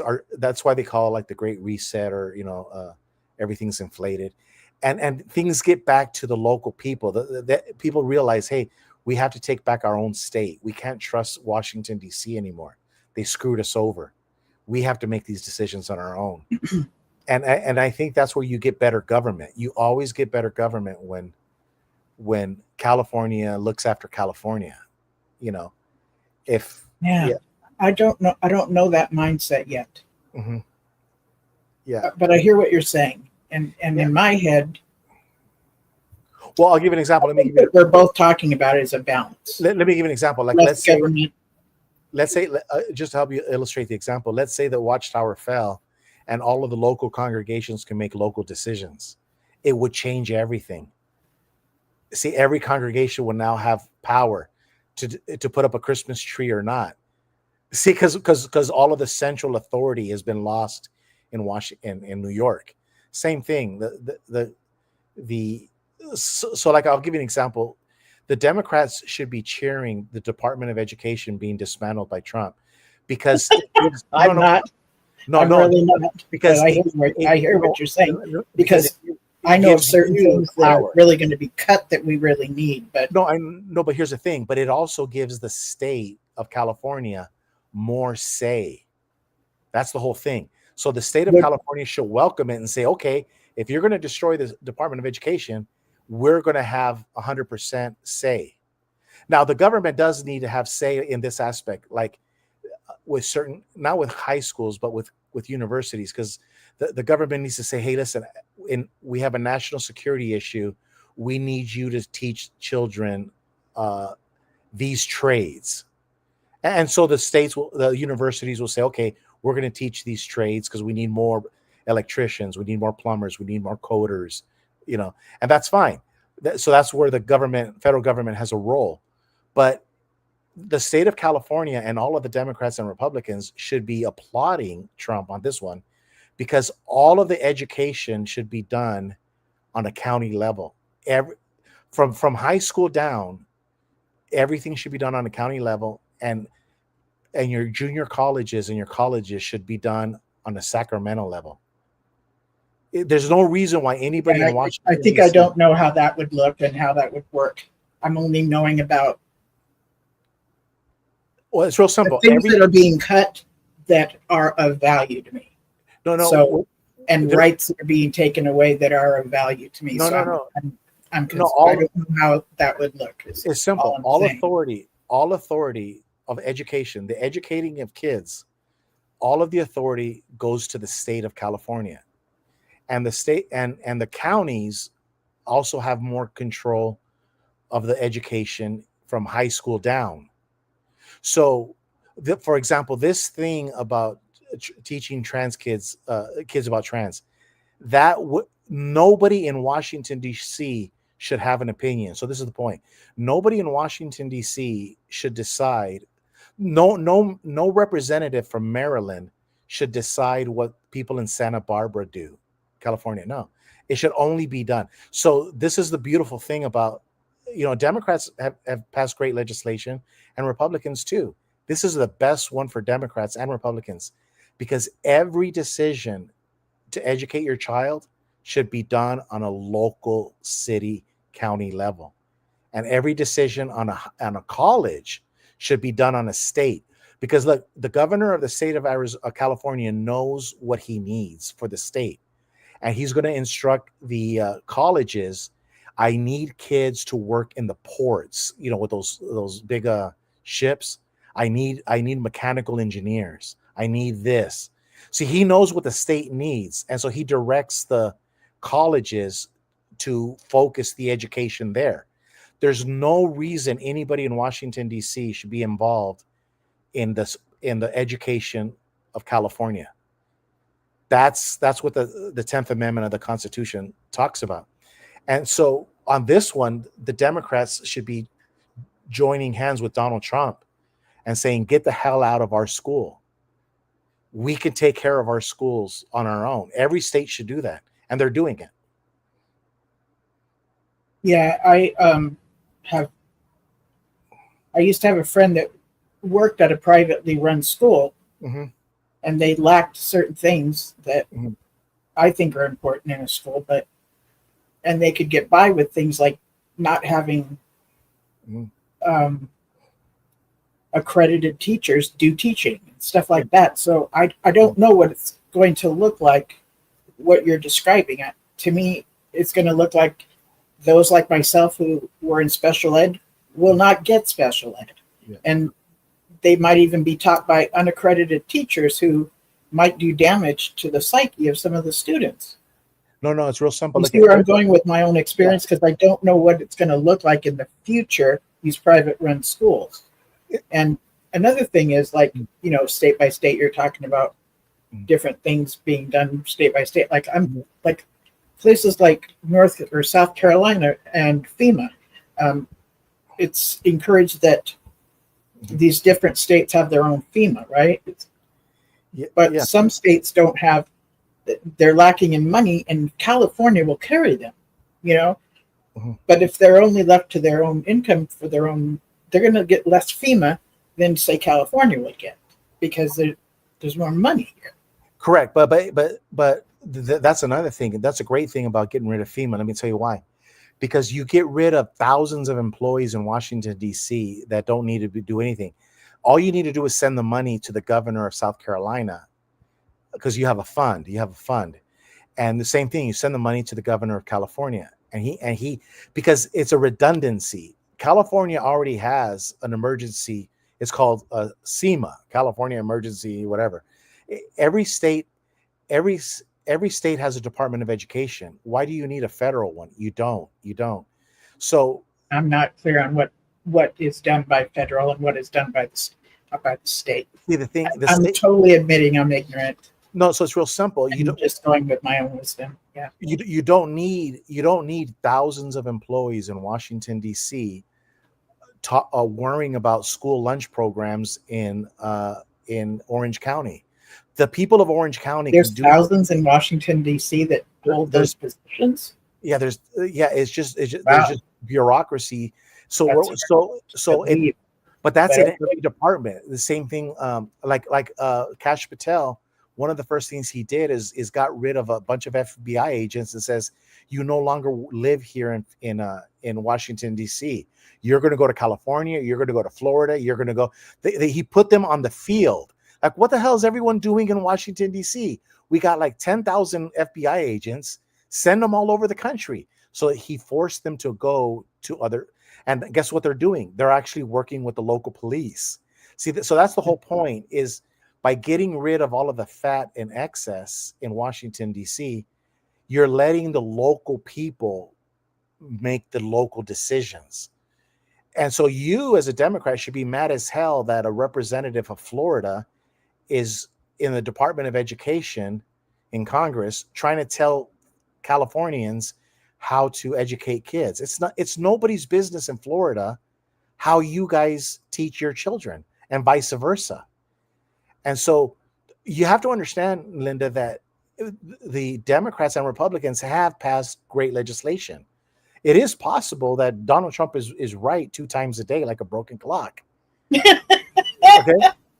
Like, I'll give you an example. One thing he did when he was president the first time. Listen, the guy scares the hell out of me, but Look, no. I don't. Yeah, In all seriousness, I know he's right about things, but no Democrat. he's wrong about really concerned. But look, no concerned me, Democrat okay? and no Republican has ever been able to do what Donald Trump did, and on a thing called the right to try. He finally pushed it. The right to what? The right to try. The right to try? Yeah. So what happened is this. All of these lawyers were making it impossible for all of these new drugs to come out into the scene, because if the drug hurt you, they would sue you. But here's the thing. Donald Trump passed with Democrat and Republicans behind him, and he basically passed a common sense law. The Democrats and Republicans said, he goes, this makes common sense. If you have terminal cancer and you're willing to try a new drug that's being investigated, you can sign up and try for it. And a lot of people have been saved there, and they've written letters to Trump, says, I'm alive because I tried something that was never allowed to go, but because of this legislation, I was allowed to try. If you're going to die, you should let a person try. It's like saying, Are you claiming that the right to try or clinical trials didn't happen before Trump came into office? It was bogged down by lawyers, and what Donald Trump did with the Republicans and Democrats is he made it easy. He made it a lot easier for certain clinical trials to happen, and more of them started coming out. So Okay. So, and they were very clear that it's only on people that were already destined to die. I'll give you an example. There's a great documentary about the mushrooms, the magic mushrooms, and these scientists in Canada and also the United States, they're arguing with the government because Canada will not let you give these mushrooms to people who as medicine. So they finally had this university that was given a privilege to study these mushrooms. So you had people that were terminally ill, dying, and they were fearful because they're going to die, right? They know they got cancer. So they put them on these mushrooms. They're in a hospital setting. They're strapped, so they're not going to get hurt. And then these are hallucinogenics, right? Correct. And these doctors are doing studies with these people. So there's a whole bunch of these people that are now coming, that even though they're terminally ill, they have lost 100% anxiety. They're comfortable with their own death. They've just found inner peace. So now these scientists are able to do clinical trials because they got rid of the red tape. Other ones are people that were on medication, and they're starting to take mushrooms, these different mushrooms, and they're now getting off of certain medication. They're literally like microdoses is what you're talking about. Yes. So very small. So we're finding out that a lot of the pharmaceutical industries were the ones fighting these. They were making they were making mushrooms taboo, and now these scientists are saying, no, we can treat some people, not everybody, but we can treat some people with $20 worth of mushrooms versus thousands of dollars worth of, and all it is just. Yeah, I see your point. Yeah. And so this is what I'm saying. Democrats and Republicans have gotten together with Trump, and they passed those legislation. So a lot of good. If you really are sincere, I do believe Trump can and wants to work with Democrats on common sense legislation. And I really do believe that destroying the Department of Education is common sense, because it gives 100% of the power to the local schools. And that's where it all should be.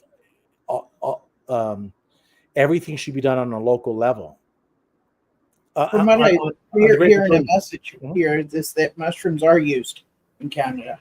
Yes, but if you watch the documentary on the magic fungi, the magic fungi, you'll find out, Natasha, that mushrooms, and he's the leading expert in this field. He'll tell you, and the doctors, they'll tell you the problems they had in Canada. Another one is cannabis. There's a young girl in London who has this very bad genetic defect, and she's like a midget, or is it mid, or in the dwarf. She's a dwarf, and so her body is her muscles are hurting, her bones are hurting, and so she went to the United States to try cannabis in different forms, smoking it, oils, all kinds of things, and she actually found relief for her condition. But the King of England and all of the people will not let any of that study take place in London and in England. So this is the problem that you're having, is that you have pharmaceutical companies that are fighting the universities who are trying to study this stuff. I'm not saying cannabis works, but dang it. Right. But you're talking about like big pharma. Yeah. If it's a legit doctor and he Yeah. can do it in a university and test, and you can help out a small percentage, why not? It's you go, well, we don't want cannabis. Yeah, but if you're only bringing cannabis to one university, to one set of doctors, to just a handful of people, say 100 people that are in the study, you're not going to, it's not going to go all over the country. So the hypocrisy that's why YouTube is so great, because it's exposing the hypocrisy that a lot of these big pharmaceuticals are keeping a lot of scientists from inventing or looking for alternatives, and no one's trying to take away the power of the pharmaceutical companies, but give us a right to try. Give us a right to try something different. Right. Don't tell me I can't use cannabis. Like, I don't smoke weed. I never will, whatever. But if I had cancer, I think I would go and talk to the cannabis expert and give it a try.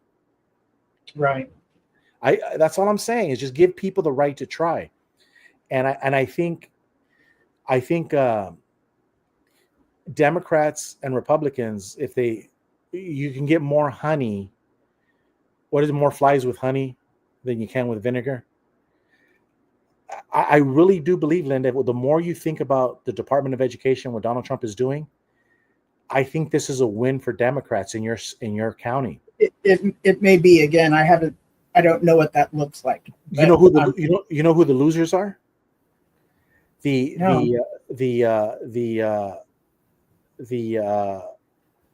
unions, because they get their checks, their money. The unions feed off of Washington D.C.'s money. So union, the education union. But here's the thing: Donald Trump is not getting rid of the union. He's just saying, we're not going to give you no money from Washington, D.C. You can still get your money from the local people, the local teachers, but all of your representation has to be done in Sacramento. We want nothing to do with your education. The only role the federal government has in education would be in your Harvard, your Stanford, all of your big universities, because the government is going to say, we need these types of classes being taught. Like, we need nuclear reactors that are smaller, because we don't need these big ones, or we need to know how to get nuclear waste and dispose of it properly. So you teach, so that's where the government gets involved on a federal level. But everything else should be done on a local level. Because Gavin Newsom knows what California needs as far as education. He knows we need engineers for the barges. We have a highway system. Our freeways are congested. We need engineers, traffic engineers. We need this, we need that. We need tunnel engineers. Elon Musk was building trying to build a tunnel in California, underground tunnel. And Trump was letting him? No. This has been in the works even before. But there's all kinds of things like I'm going to just cut off my face for a little bit because I need to take my medicine and take a couple of bites of food, but I am listening. Yeah. So please go on. Yeah. So all I'm saying is that if both Democrats and Republicans get rid of the hate and you try to find what is the common good, there's history where great legislation has always taken place. But I'm a firm believer that a lot of the anger and the hate is used against us. They want us fighting each other. They get empowered. That's how they get voted in. Because if you're in a district that's primarily Democrat or Republican, and we can get people to hate the other side, we can garner more votes. We can get out the votes. It's pretty dirty, this whole pitting everybody against each other. Yeah, and I think a lot of people are getting wise to it. I really, and that's why if you look at a lot of legislation that has been passed, a lot of Democrats have been crossing the line and voting with Donald Trump because it serves them. Whenever you're able to just send everything back to the state, then you as a local citizen have more say. When Donald Trump says the Orange County is going to make the decisions, you can actually go down. I'm just going by my experience that when companies are private and schools are private, they're not held to they're not held to a high enough standard. And then the prisons and stuff don't have to answer to nobody. And we've got people like ICE showing up, doing what they're doing and not answering to anybody. And the people are being taken to these private owned locations. Yes. People, lawyers can't get in. It's not looking like anything I would ever vote for. It's looking like I'm SOL. Yeah. And see, that's why, that's a good point. So for example, in the United States, we've always had two different prisons, federal prisons and state prisons. I've worked in both of them, when I was a Jehovah's Witness elder. And you're absolutely right. The state prisons have to be run by state employees and the state, because once you start doing the private on the prisons, that's what happens. And now federal prisons is different. If you did broke a federal law, well, you have to go to a federal prison. That's totally different. But yeah, when you have more control on a local level, then you have less waste, and also the problem with I don't have a problem. We're disagreeing. I don't have a problem. We're disagreeing. These a lot of these private, they're not so much private. They're Wall Street prisons. They become Wall Street prisons. So Wall Street is now getting in the prison business. Now the problem is this. Have you heard of the troubled teen industry? Yeah. Most of those places that the teens get sent to are privately owned. Yes. And so much of the atrocities that happens to these teens is because they don't have to have the transparency. Correct. And that's one of the words you're going to be hearing now about private owned. It's called private equity. So what's happening is I don't like that. I think it's crap. I think it's dangerous. You know what That's it is? What it is it's Wall Street. See, what happens is this. You have all of these people with money in different forms of your 401k, your pension. You work at Costco, and Costco says we got to put money somewhere, so they put it in a thing called private equity, and which means it's a private fund, right? It's private money, and then they're going to fund that prison that you're talking about. But guess what? Now it's Wall Street. This prison is designed for one reason and one reason only: to make boatload of money for the Wall Street investor. And so you're absolutely right. There's a lot of Republicans that are even against this with you, that, hey, I can understand having a private school. It's just a private school in one sector, in one city. It's been around for 100 years. It's private. They're not hurting anybody. If the Amish and the Mormons have a private school, yeah. But once you start having a private school, let's say the Mormons have a private school, and now they open up 50 Mormon private schools, and then now it's part of Wall Street. It's no longer private. It really is public, but they're using private money. And so the interest is not in the kids, it's in the Wall Street. And so what you described right there is what we call private equity. And that's the problem that we're having in America. And you're going to start hearing this word a lot, is that institutions are trying to make prisons, they're trying to make schools for Wall Street. See, it'll be different. It would be different if a whole bunch of How people can we make sure that doesn't happen? Because I think the point on a you're trying state to make level, a state level could do something that you can have a private school, but you're limited to just one school. It's one private school. All right. Like if your Seventh-day Adventist school church wants to have a school, let them. It's just that school. But when they want to open up 100 of them all throughout the state of California and get the money via Wall Street through private equity, now it's it's not private. Right. See, it's not private. And that's the problem that we're having right now. It's these dinosaurs. And this is where Donald Trump should tap into. This is the biggest problem I think Donald Trump has. And Teddy Roosevelt was the great president that's a Mount Rushmore, and he was the trust buster.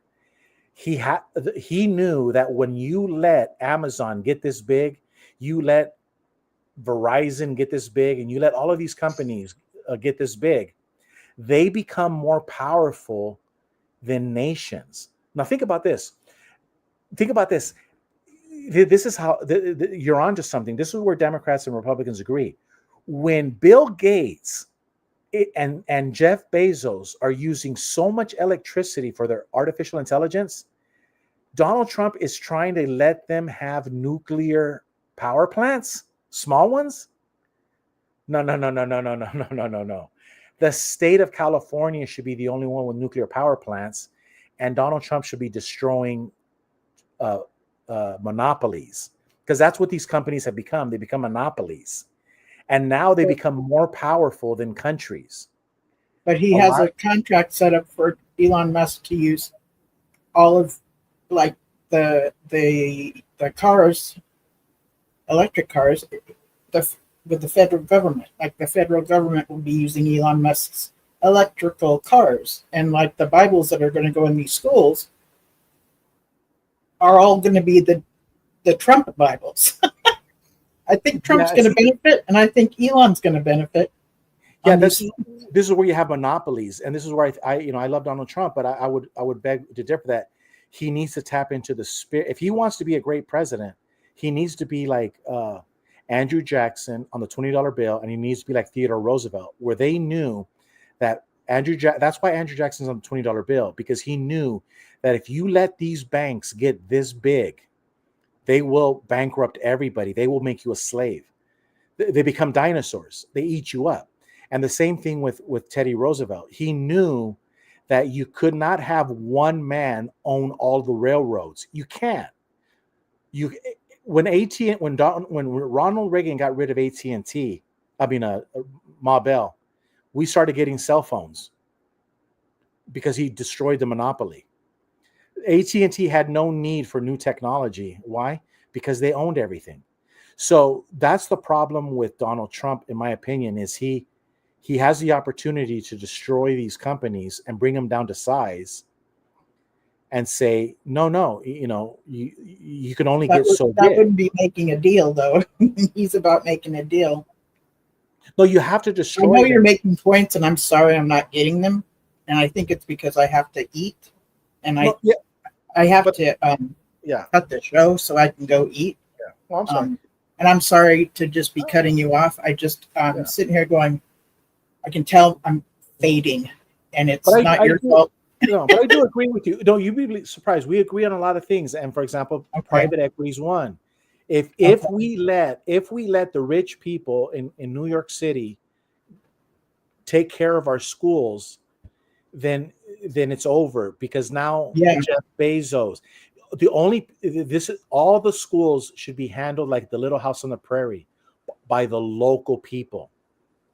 That's where, and so Donald Trump may be destroying the Department of Education, but he's letting these companies go on Wall Street and make these schools. And it's no, no, no, no, no. Yeah, It's that's fascinating what you brought up tonight about that Wall Street. Mhm. I knew nothing about that, and So we agree. It's just we're looking at it from different angles, but at the end, we think agree so. that these people are having too much power, and all of the power should be concentrated on the local needs made by local parents and local decisions. So Right. yeah. So, but yeah, I'm sorry. I don't want you to get a sugar rush here. No, I'm I fading because I need protein. Yeah. So my neurons are not connecting. Mhm. So I'm not making sense of anything, and I'm not contributing to the conversation well. No, no. And that's why I'm having to. I'm almost at the 4 hour point. Yeah, I usually go 3 hours, but me and you were having a nice conversation, and I'm like, well, just keep going. a And then scary now one with AI. That was scary, but it's good. It's all good. It's going to be good. I hope yeah, I'm hoping that people will become still in more control than the machines. But you know what? We'll have to take that when it comes. But yeah, is there anything you want to end off with? And No, before I say it's goodnight, it's just that we do agree on more than what we disagree on. and we I really think do. you're All right. of us. My neurons are not connected enough for me to see it yet. Yeah, but we do. We will. And Okay. Yeah. Yeah. Thank you for understanding, and I really appreciate you in my life. That's why I was bragging about you earlier when I was like, I Yeah, called Gilbert one day and went, "What the fuck, man? Am I just?" I was I just just needed saying, to call somebody, and Okay. you were like, "Step away from the situation for a bit," and I couldn't even think to do that. I was so spun, and thank you for guiding me that way. yeah, we all have I to. appreciate you a whole lot, actually, and Yeah. I'm thankful for you, even when we disagree on stuff. And you've always treated me very kindly, even when we're disagreeing on stuff. You've always been really kind to myself and the people that come here, and thank you for that. Yeah, I'm gonna- yeah. We all want the same thing. We all want to love and be loved. We really do. I think so. Yeah, I agree. I truly agree. Tell your brother I said, hey, Yeah, hello, and I'm gonna catch you next week. yeah. And maybe you, me, Linda, and you, Nadine, and Pixie. We can go. Remember that long time ago we did that in your show, us four. Yeah, Yeah, that was about 2.5 years ago. Us four were on a conference. That was a lot of fun.